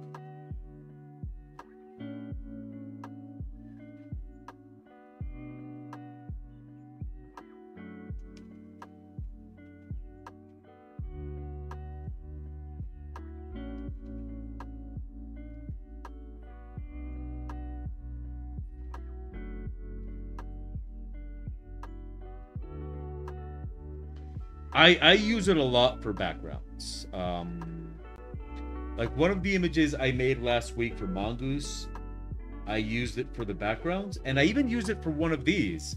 If you look at the Doctor image, here it is. Wait, Doctor, edit. Okay, here. If you look at these characters in the background, they're barely detailed and they just get blurred out. And if you look at the background here, it's also all blurred out. So this part here, with all these hanging, with all this hanging vegetation and stuff, it all gets blurred out.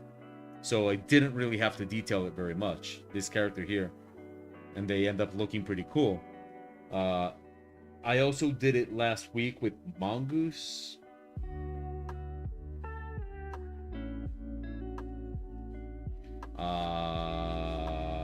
This image.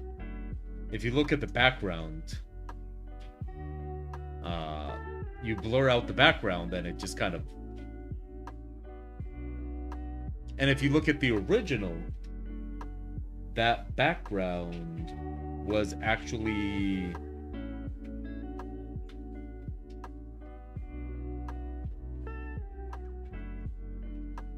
like, just like these 3D shapes that I just put in there.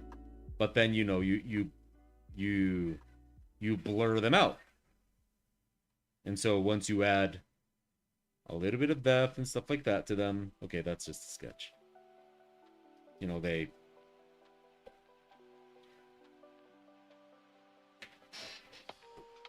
So the idea is basically that,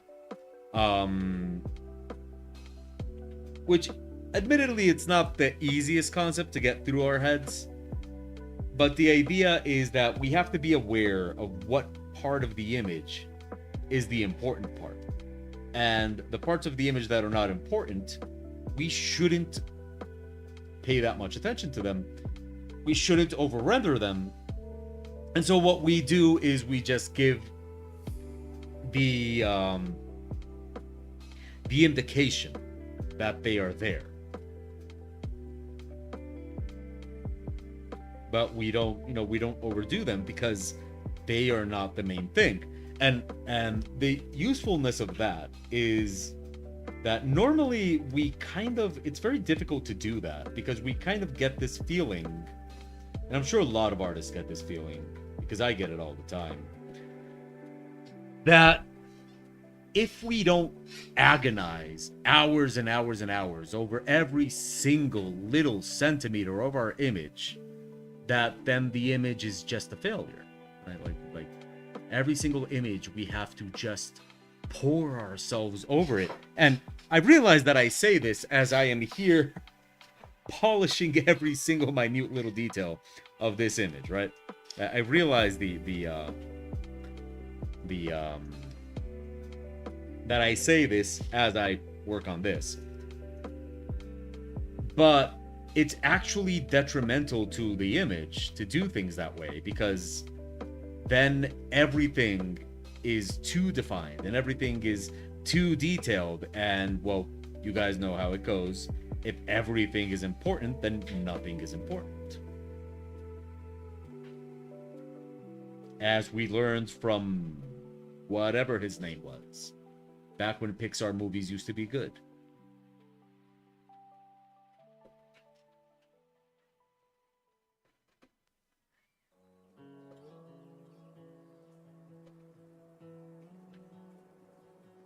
The other day I was trying to remember which one was the last Pixar movie that I liked. that I thought was like amazing, really, really good, and I have trouble with that. I have trouble remembering which one was the last Pixar movie that I thought was amazing.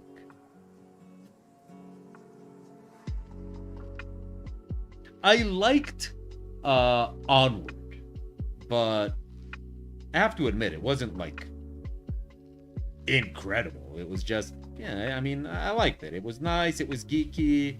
It spoke to me because, you know, geeky stuff. So, you know, I was happy with the geekiness of it. But to say that it was like one of Pixar's great, no. It really felt like a movie made for TV and streaming and stuff like that.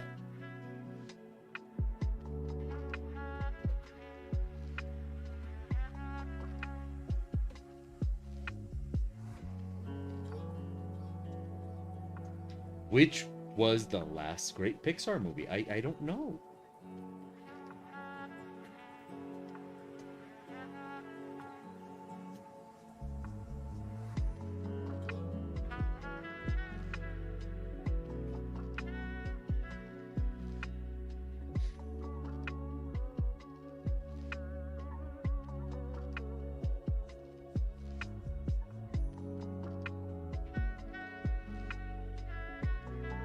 And the thing is, this week we started watching. I mean, I've seen it before, so don't even think that I haven't seen it before. But we started watching Treasure Planet, and I miss them. I miss those movies.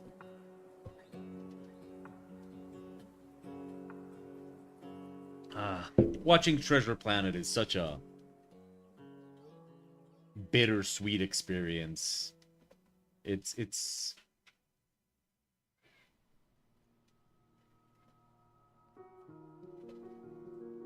like, oh, we miss you.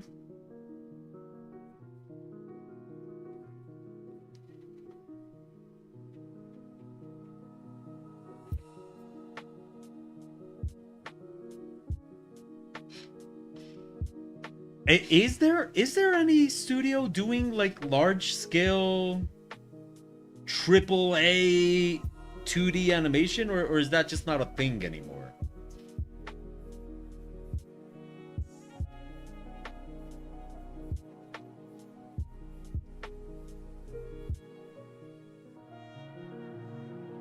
I mean, because we are still getting some pretty amazing stop motion, but who's doing large-scale AAA 2D animation?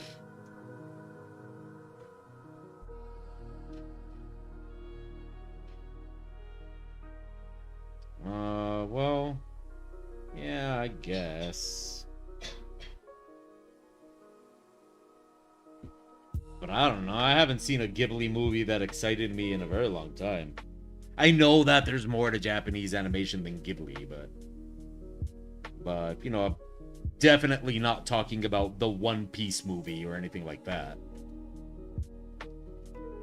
And if anybody says Dragon Ball, well, I'm not going to ban you for saying Dragon Ball, but come on.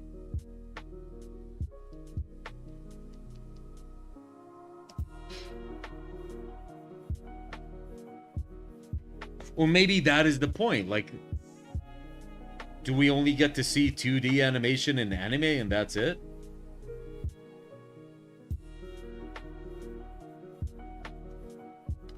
Oh, shit, Matt Class. Sadder words have never been said. We're not gonna get another Chihiro or Howl's Moving Castle or... Oh, man. That's sad.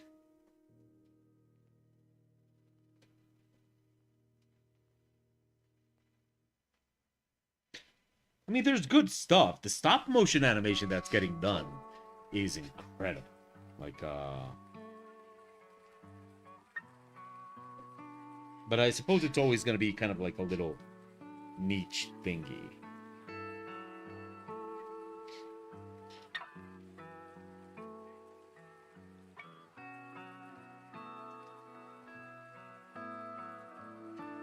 You know?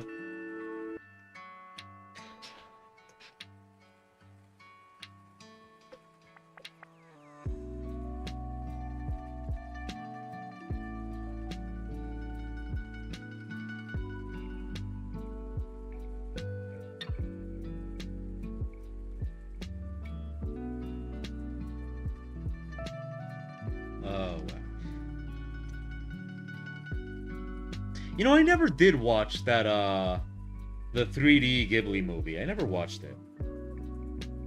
I'm still curious about it. I think it was called Earwig. I'm still curious about Earwig. I never watched it.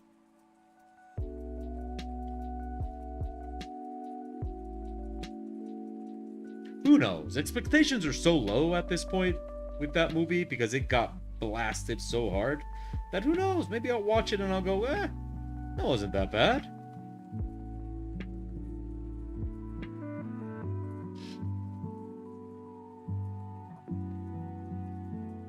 I do remember watching, like, you know, little shorts and stuff like that, and the animation just did not look good.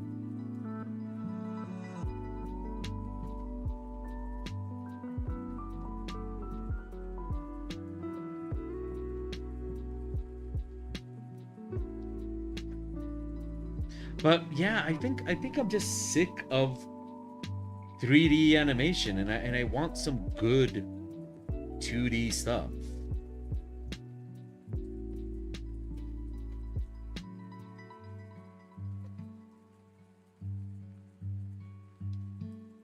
Something like something like Treasure Planet.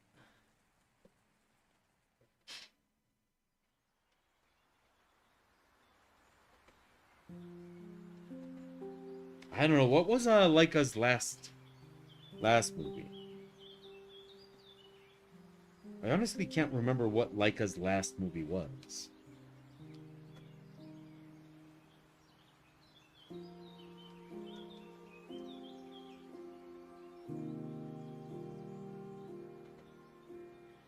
Oh, I didn't even watch that.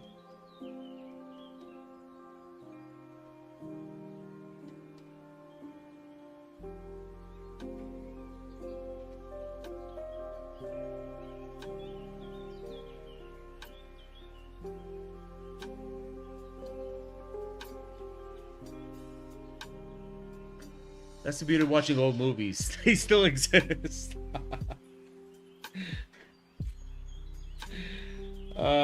Can't deny, can't argue with that logic, Mo. That's...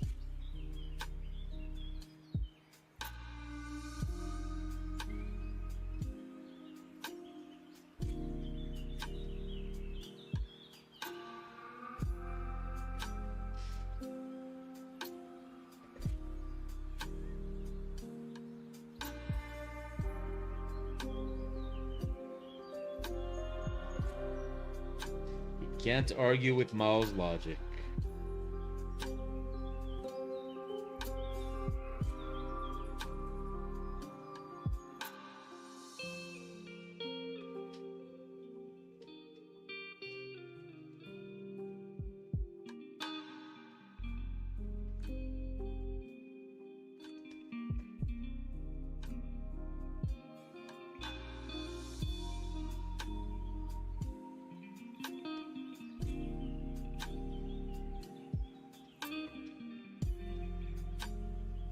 Well, then I know what we have to do. We have to start a 2D animation studio.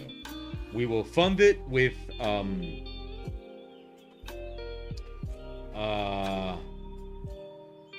okay. I came up with the idea. Now you guys have to come up with the funding. That's, I mean, I can't do all the work. You know, you guys gotta put your, pull your own weight. I'm the ideas guy.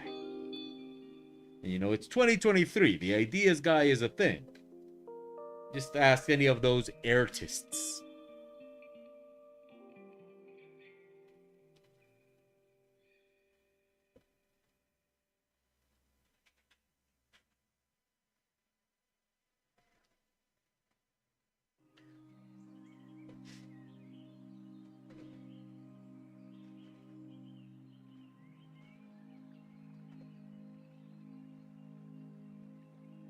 Okay.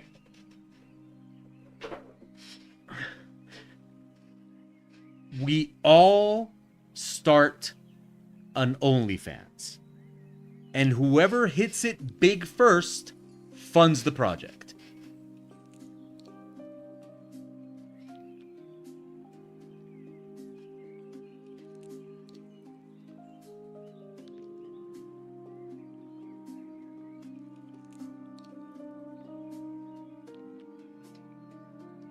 How's that?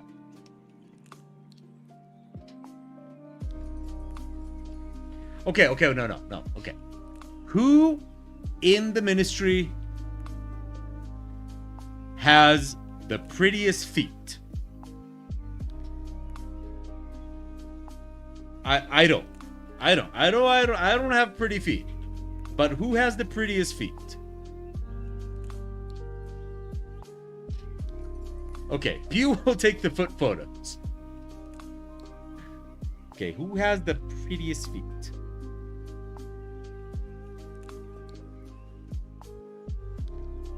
Pew will take the photo so you know it's very, very professionally done. But I don't have pretty feet. So I have large feet, which is different. But not pretty feet. So, okay. Pew takes the feet photos. Who's going to be the foot model? And that's how we're going to fund the Ministry of Abnormality Animation Company. And so the only animator we have is Sabrina. So basically, she does all the work. But we encourage her. That's teamwork.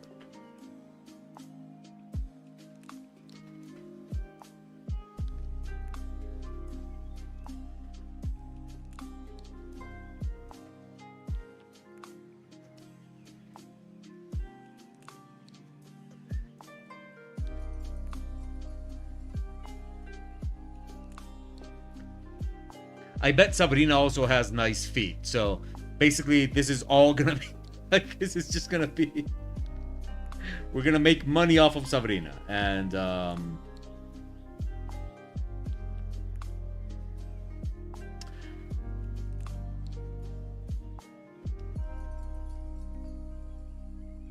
but Nightcow, we're talking about 2D animation. Do you do 2D animation? Because what we're doing here is we're precisely going up against 3D animation.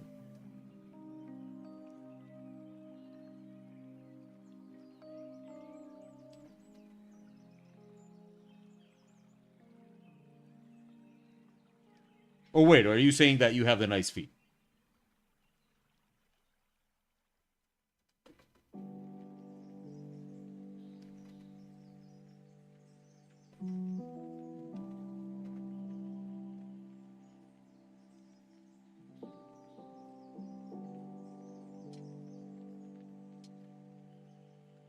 Well, maybe maybe somebody has ugly feet fetish. You know, that could be a thing.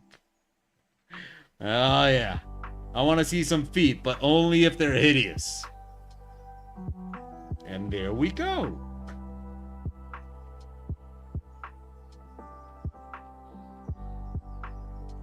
Maybe that's the thing.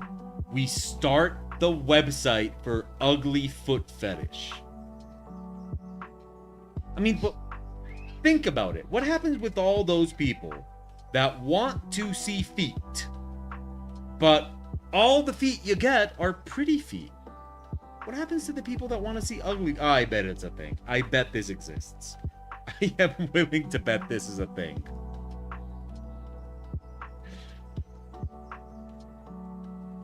Yeah. Like, no, I'm willing to bet that we're not even coming up with a new idea here. There's probably some, you know, porn site called disgustingfeet.com or something like that.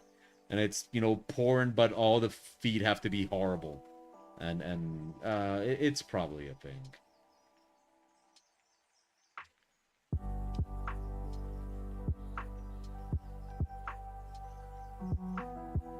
Okay, but the good news is we have 2 animators, which means it gets done in half the time, because that's how that works. Everybody knows that. If you have 2 animators, it gets done in half the time. That's the way it works. It just makes sense.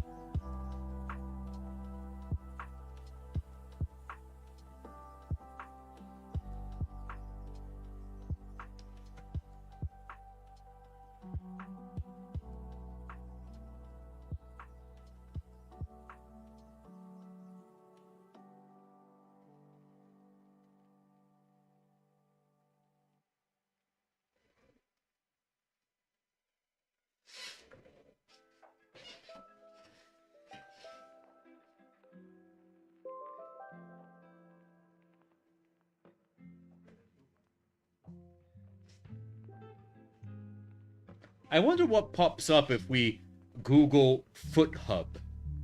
You know, instead of Pornhub, Foot Hub. I wonder what pops up. And what Google will think of me if I do that.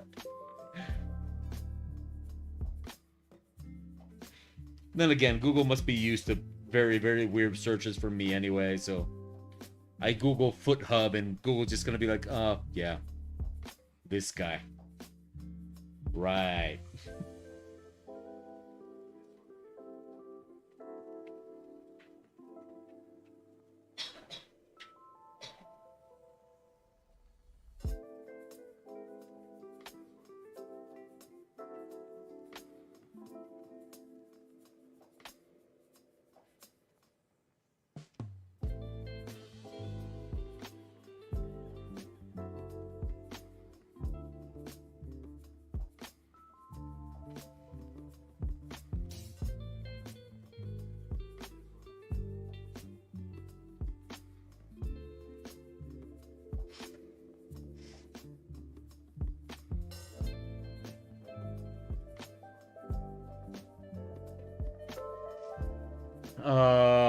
Oh, that's... I'm very, very glad to read that, Nat Class.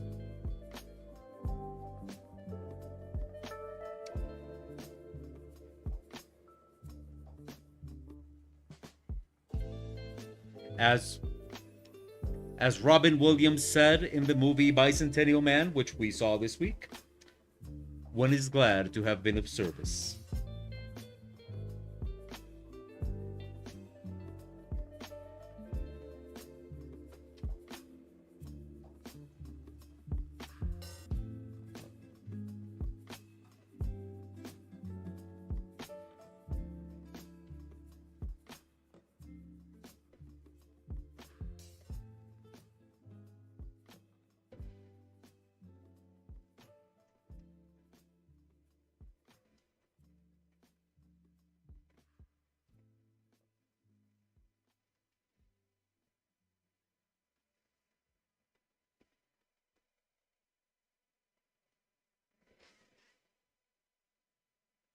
Wait, I'll just use this one.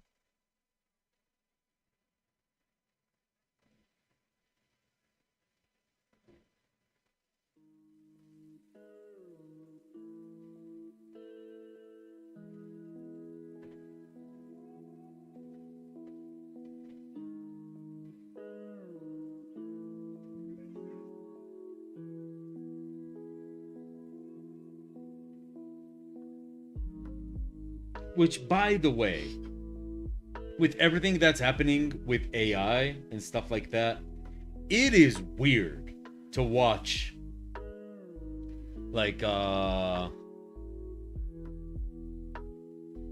know, movies that deal with AI in kind of like a positive sort of light. And I'm reminded of I, Robot with Will Smith, that there's a scene where the robot draws something. It just it's so different to think about now. Like the whole...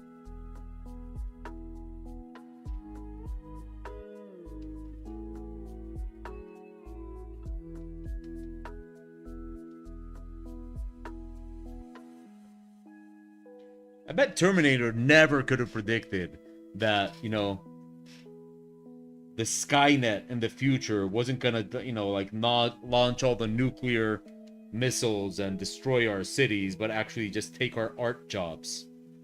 Oh no, there comes Skynet, protect Starbucks. But never could have seen that one coming.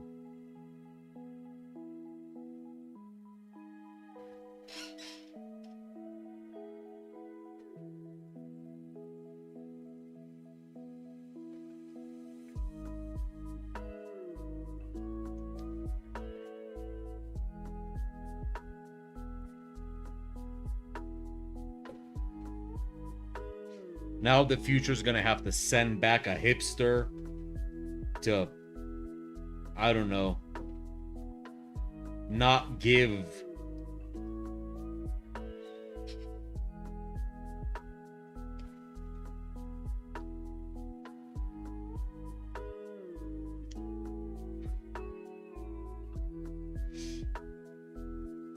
But you see, the thing about that, Mao, is that I'm imagining that it would be like that movie about oranges would be like all those horror stories you hear about Hollywood, where the film producer is like abusing the cast, but it would be you with the oranges.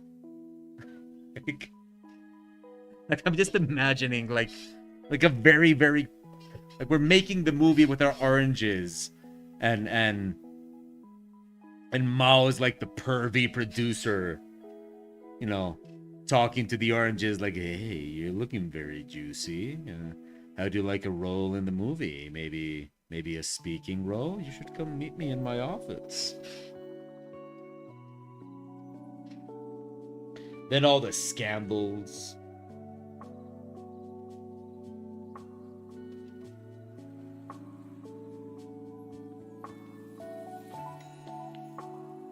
We'd have to talk with Mao, like, Mao, stop juicing the oranges.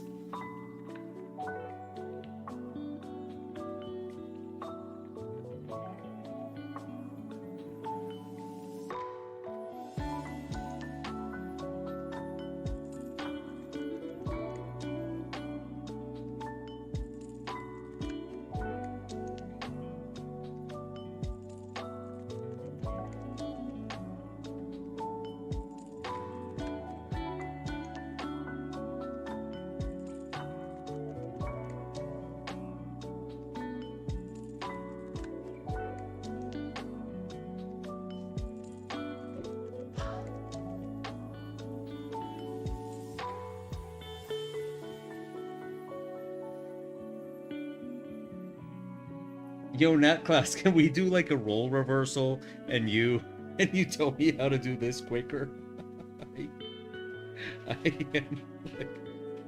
I'm here looking at this like, oh my god, I got nothing.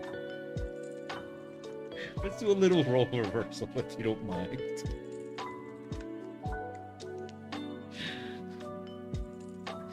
Time Pool! Wow, haven't seen you in a few days. How have you been? Where have you been?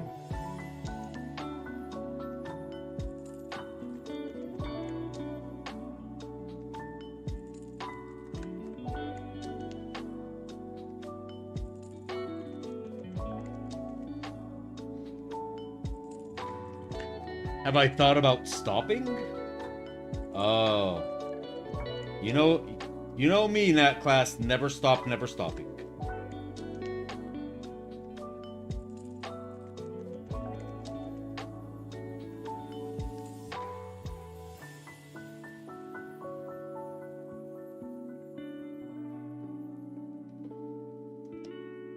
Oh, well, I'm glad things got sorted out, Time Pool.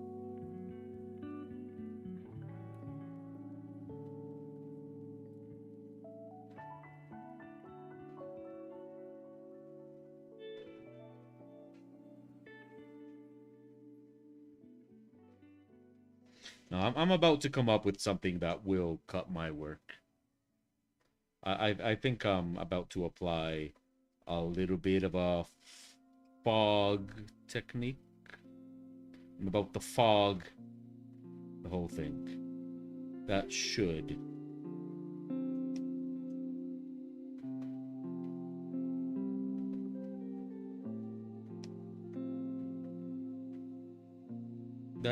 save us some.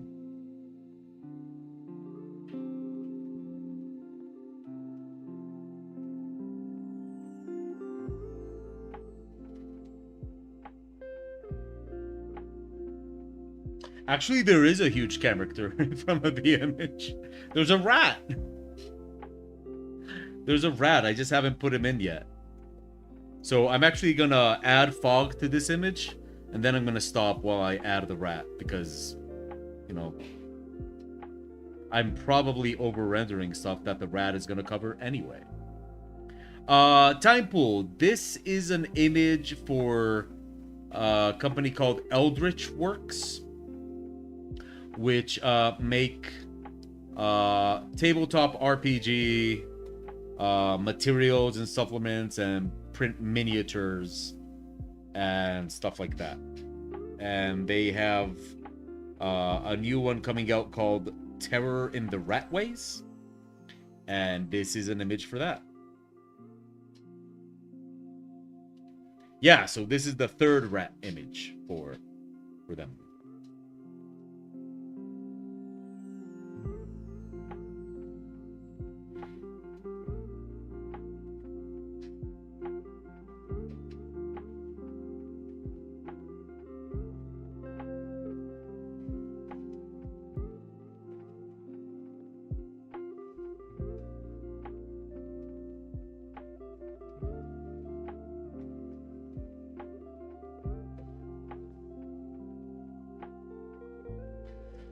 The Ratways are down.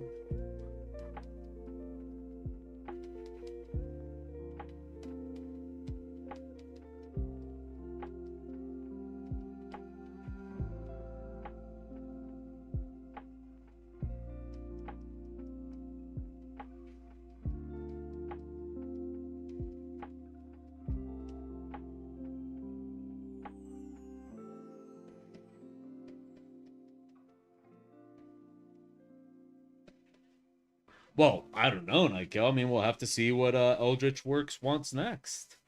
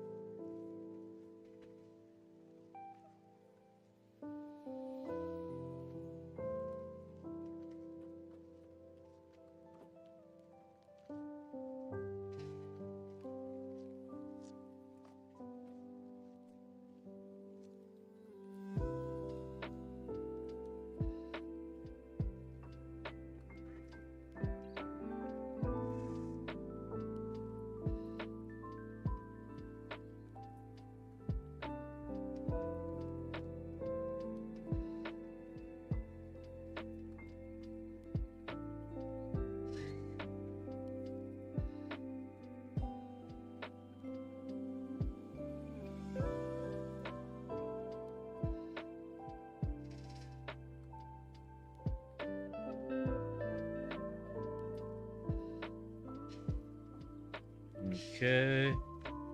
Let's see. I'm gonna duplicate that. Blur that. Around there. Then we are going to invert that selection. Wait, sorry, that wasn't what I wanted. We're going to invert that selection, delete the extra stuff.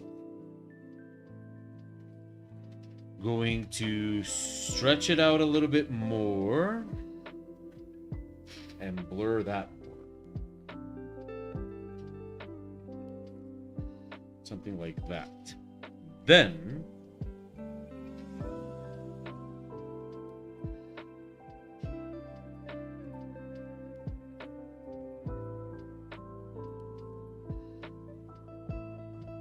oops. Okay, wait. I'm gonna do this. Oh, I still have this with the feathering. Zero.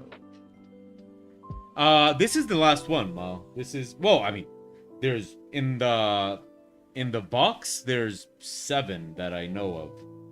But that they asked me to make 3, and this is the 3rd one. So after this, it's, well, I suppose we'll see what comes next with EldritchWerks. I foresee interesting things in our future with EldritchWerks.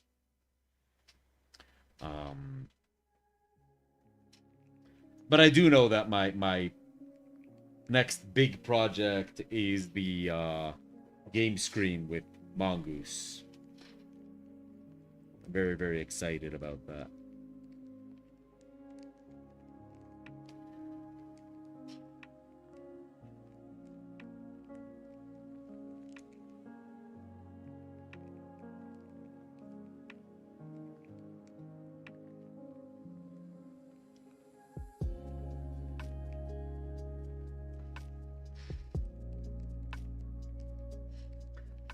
Game screen. Okay, well, I'll show you. I'll show you what a game screen is. I'll show you. Okay, so when people are playing, tabletop RPG.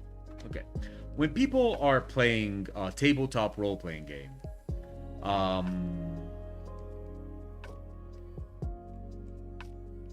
okay, wait, tabletop. There we go. Okay, so when people are third time. When people are playing a tabletop role-playing game, a lot of times the game master or dungeon master needs a screen so that the players don't see what they are doing. So, for example, I'll show you on a table. This is a game screen, right? So the idea is that the players can't see what the dungeon master is doing.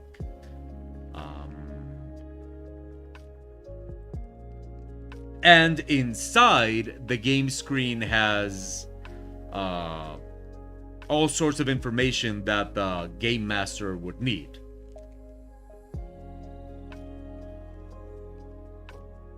So, for example, here's one for Blade Runner, right?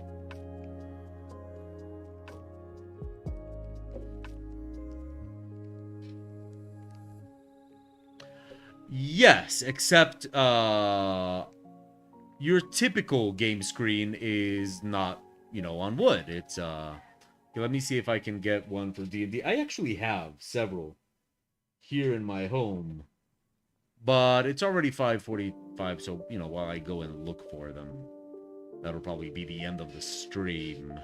But look, for example, at this one.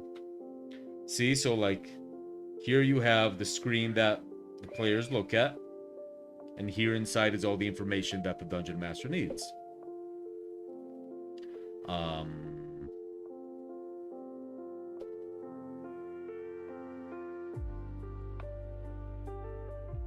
Yes, here is everybody's favorite dungeon master with what I assume is his game screen.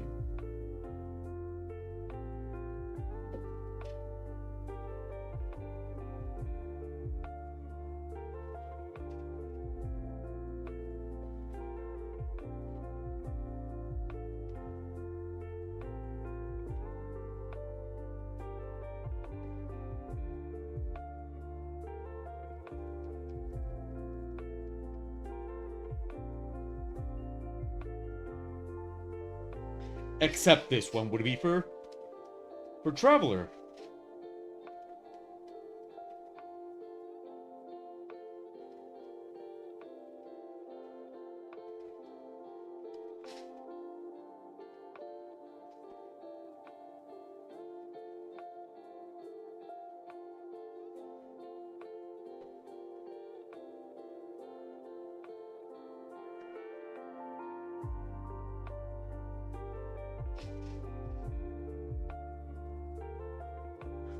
Okay. Ooh, sorry.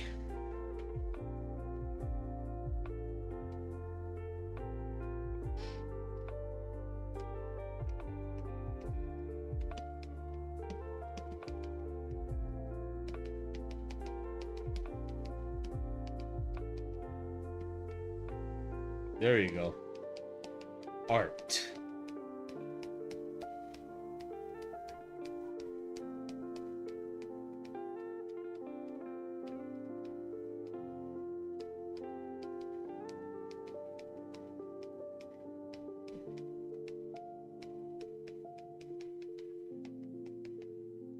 There you go. It's done.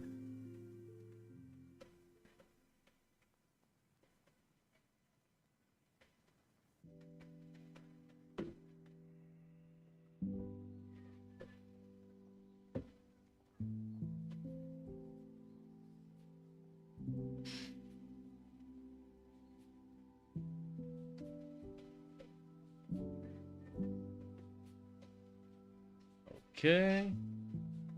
Here we go.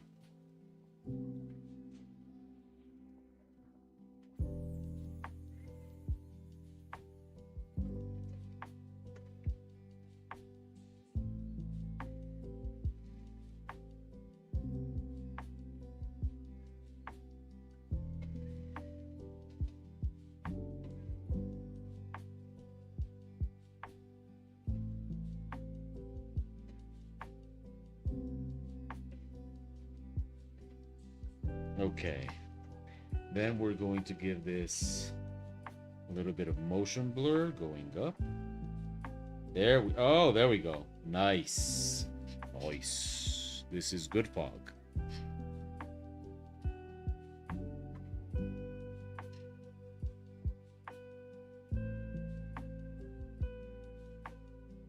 Actually, we're going to give it a little bit of horizontal motion blur as well.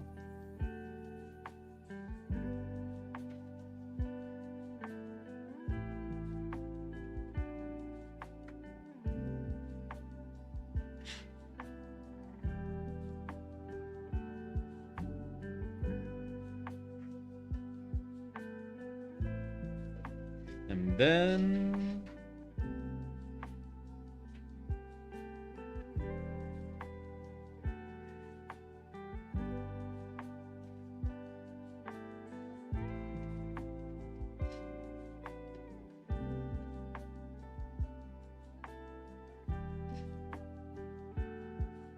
nothing like a good little bit of fog to spice things up.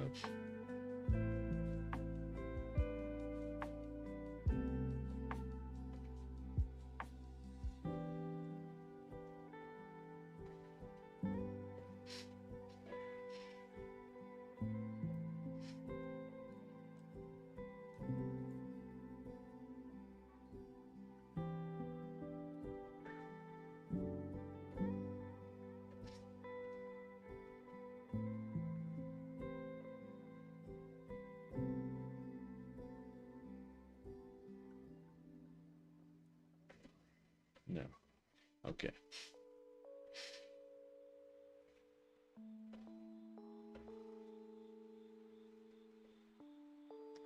And here comes the hard part. We'll do it. We will do it. Okay, so I did have kind of like a little reference of how the water is supposed to trickle down. Here's the stream of water layer. I'm gonna put this here. Let's see.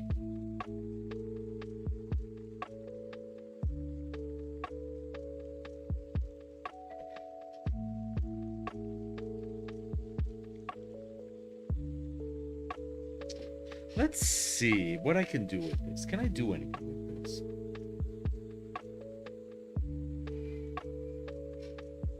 Like, can I actually do anything with this?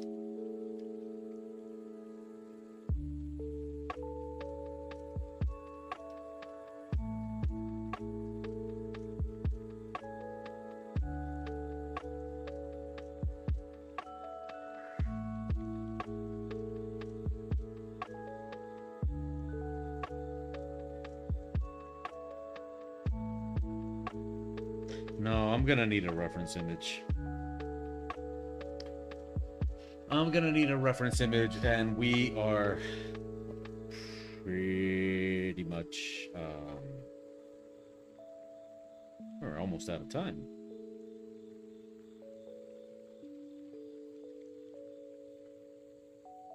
Okay, let's see what I can do here.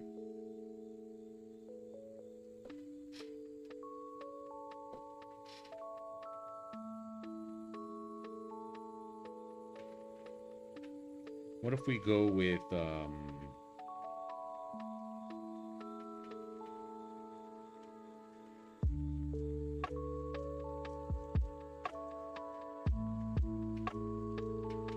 what's futuristic bleak? No, that's too light.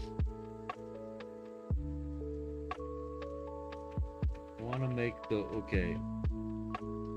Here's something that I like. I know. This is not. Don't worry.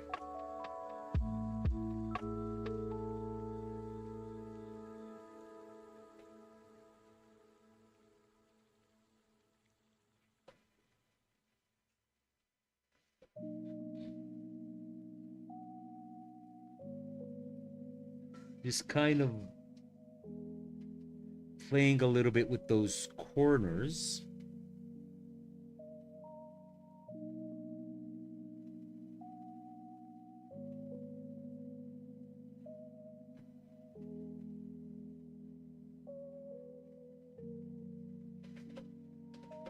And then, let's see if this is gonna work.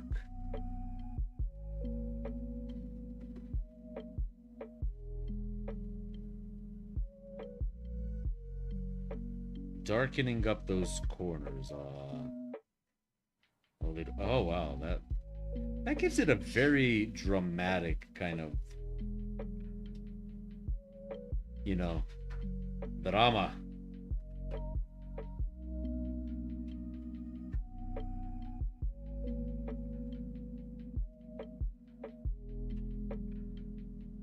Can't live without the drama.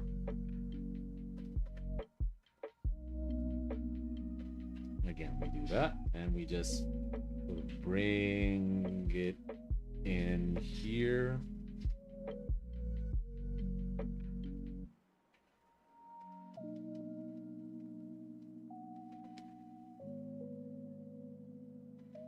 Okay, here we're gonna have some of that water spilling in. But if we do that, oh yeah, that looks... Okay, we're gonna have to make it a little bit less...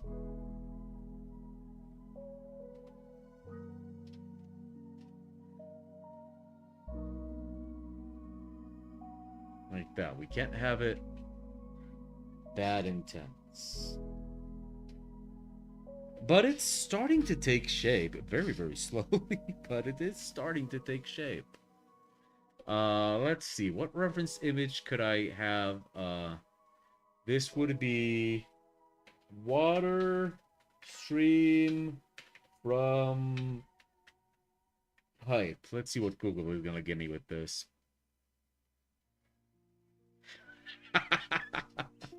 Okay, so here's my reference image. Like, this is my reference image for water stream coming from pipe, right? So I'm gonna draw the water stream, and it's basically gonna be just bursting out in that direction. Just bam, just bursting out that way. Just exploding into the scene. And this one is bursting out in this direction.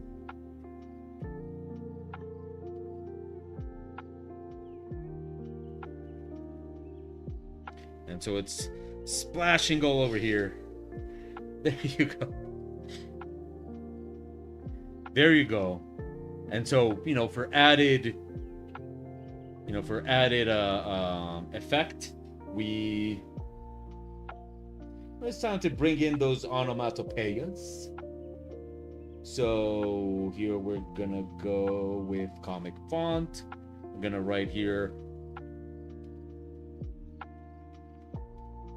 splort.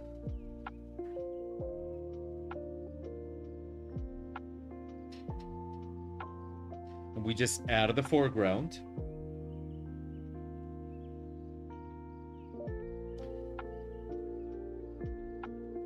And then we have to add the rat person.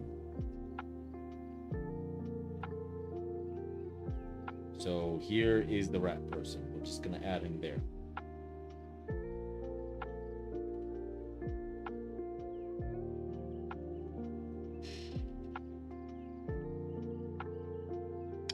I think it's done. I mean, why continue?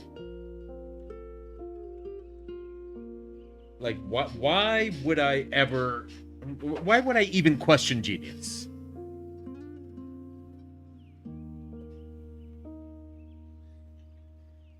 Well, you know, alas, my vision is... You know, they just don't see my vision. And you'd say, but oh, you must make them see. Well, you know, that's just the way it is sometimes. Okay, but what's really gonna happen is this.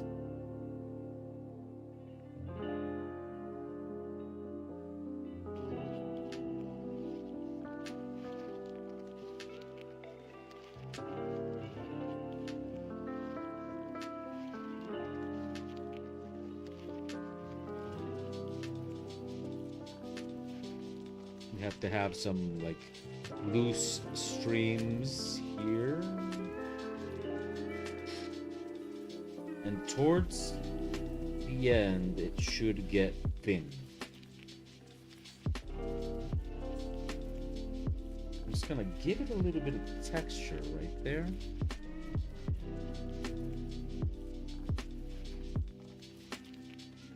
We're gonna have to do this, you know, like we're gonna give it texture.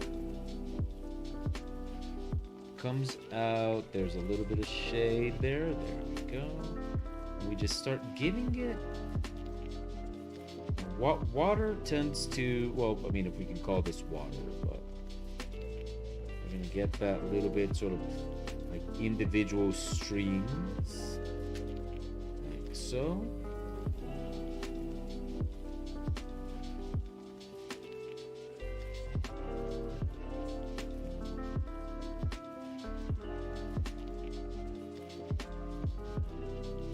We'll add a little bit of noise to it later.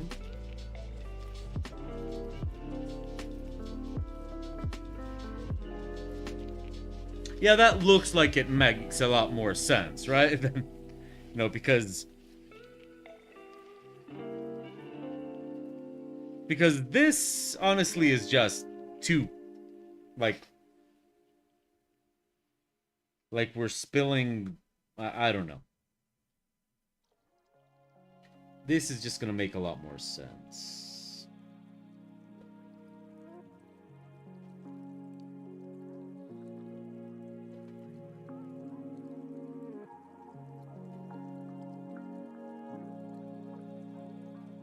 Okay.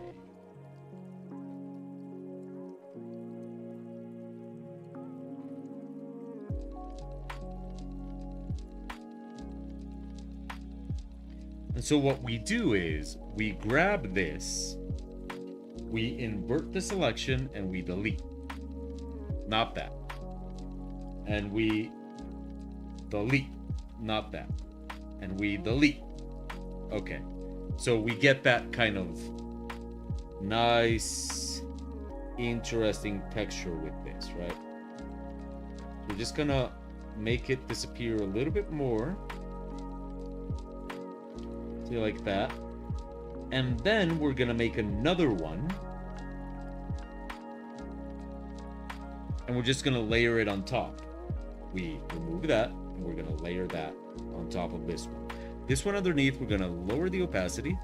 This one on top, we're gonna give it full opacity. We're gonna layer this one on top, right?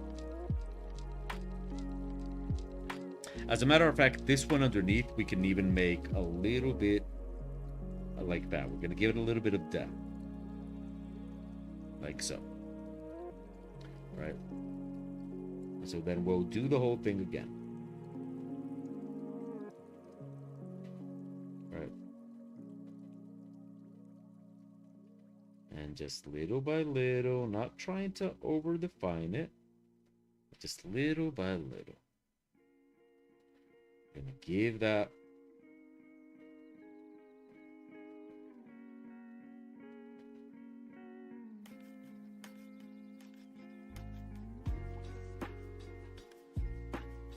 it's all in the brush stroke.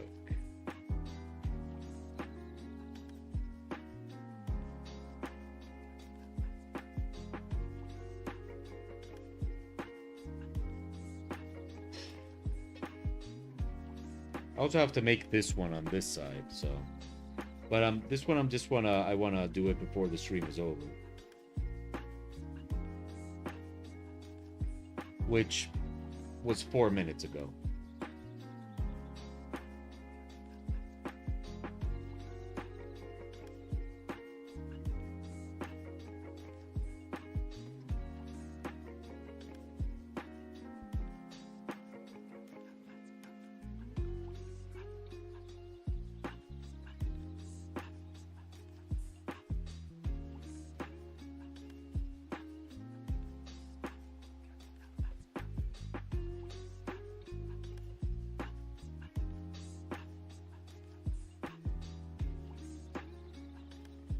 Okay, it's coming along.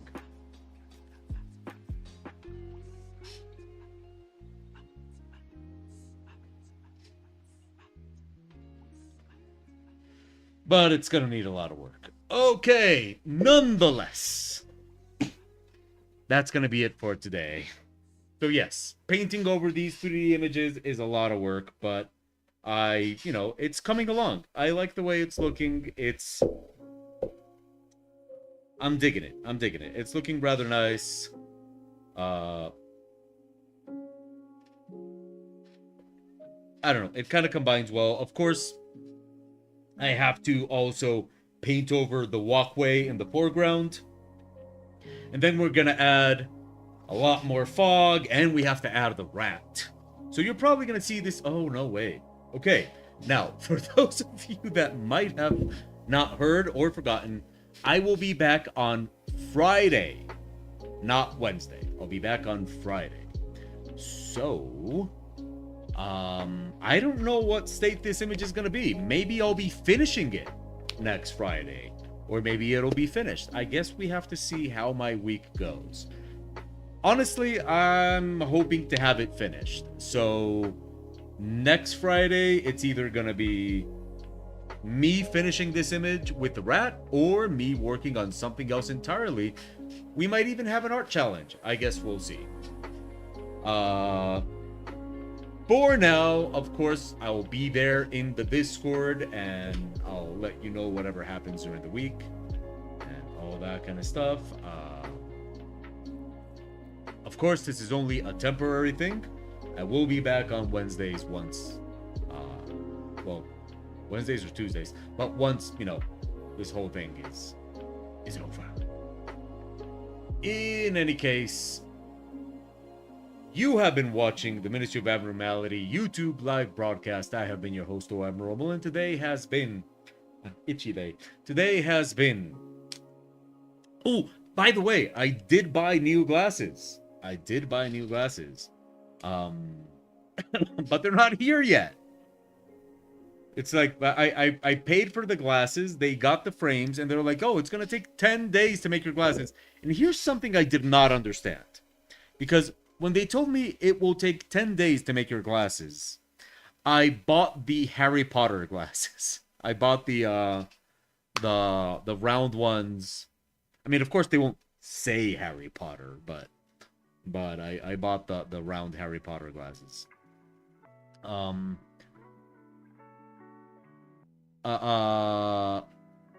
I don't look entirely like a German supervillain, but then I don't look entirely like a nice person. So Pew says that I look like a combination of Rasputin from Hellboy and Harry Potter and Indiana Jones. So I'm going with either Rasputin Jones, Rasputin Potter, or Rasputin Jones. That's gonna be my new internet name, Rasputin Jones. But anyway, so they told me like it's gonna take 10 business days to make your lenses. But then they told me, since your formula is so low, like it's not, it's not like a very, I don't know how you measure these things, but apparently I'm not blind enough. My formula is very low. So they told me like, yeah, since your formula is so low, it might take less time to make them. To which, by the way, I haven't done my research, so I will, but I'm just thinking, how are these things made? That if the formula is not like super intense, it takes less time to make them? How do you make these lenses? Another thing I didn't know is that so I went to the place, and this had never happened to me before. And I know a lot of you have glasses, so you probably are like, oh, of course. But they made me put on the glasses. And then they took a marker and told me, okay, look in front and look at this. So I'm looking at that, and the lady stands in front of me and tells me like, look at my eye. So I'm looking at her eye, and then she took the marker and marked right there. And then with the other eye, And she was like, yeah, you know, that's because the formula concentrates more on that point. That they didn't do that with these glasses. They didn't do that with these. So what? These glasses have formula all over the lens? Or like what is like what's the deal? Why didn't they do that with these? I didn't know that. I thought that the glasses were gonna have formula all over the lens. I thought I was paying for full formula glasses, not glasses with a little bit of formula in the middle. So yeah, apparently if you're not blind enough, it takes less time to make the lenses, and I think they're scamming us. They're saving money. I want formula on all the lens. I want to be able to see out the corner. So yeah, I want full formula. I'm paying for the entire glasses, not just for formula in the middle. But anyway, apparently they're like, when was that? Was that Monday or Tuesday? I think it was Tuesday. Like, apparently it's not light enough, the formula, because that was Tuesday and the glasses are not ready yet. So yeah, I was hoping I could be all sexy here with my new glasses and be like, hey, what's up? What's up, Abnormals? It's me, Rasputin Jones. Rasputin Jones Potter. But I suppose next Friday you will have Rasputin Jones Potter streaming for you. But until then, you have been watching the Ministry of Abnormality YouTube live broadcast, and I have been your host, Rasputin Jones Potter. I already said I'd be back on Friday, so I'll be back on Friday. Thank you all for hanging out with me. Again, Mal, happy birthday. And I hope you all have a very, very sensual weekend. I will tell you all about my weekend next week, but I'll have a story to tell because this weekend I actually have to go to a family reunion. Yeah. I'll tell you all about that next week. In any case, good hunting, stay naughty, and I'll see you next Friday. Okay. So, Rasputin Jones Potter. Oh, yeah.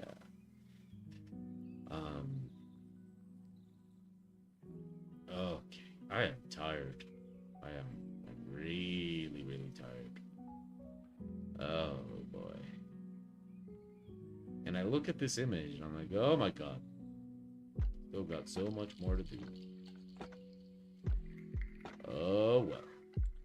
I mean, never let it be said that Rasputin Jones Potter doesn't work hard. He knows where it's at.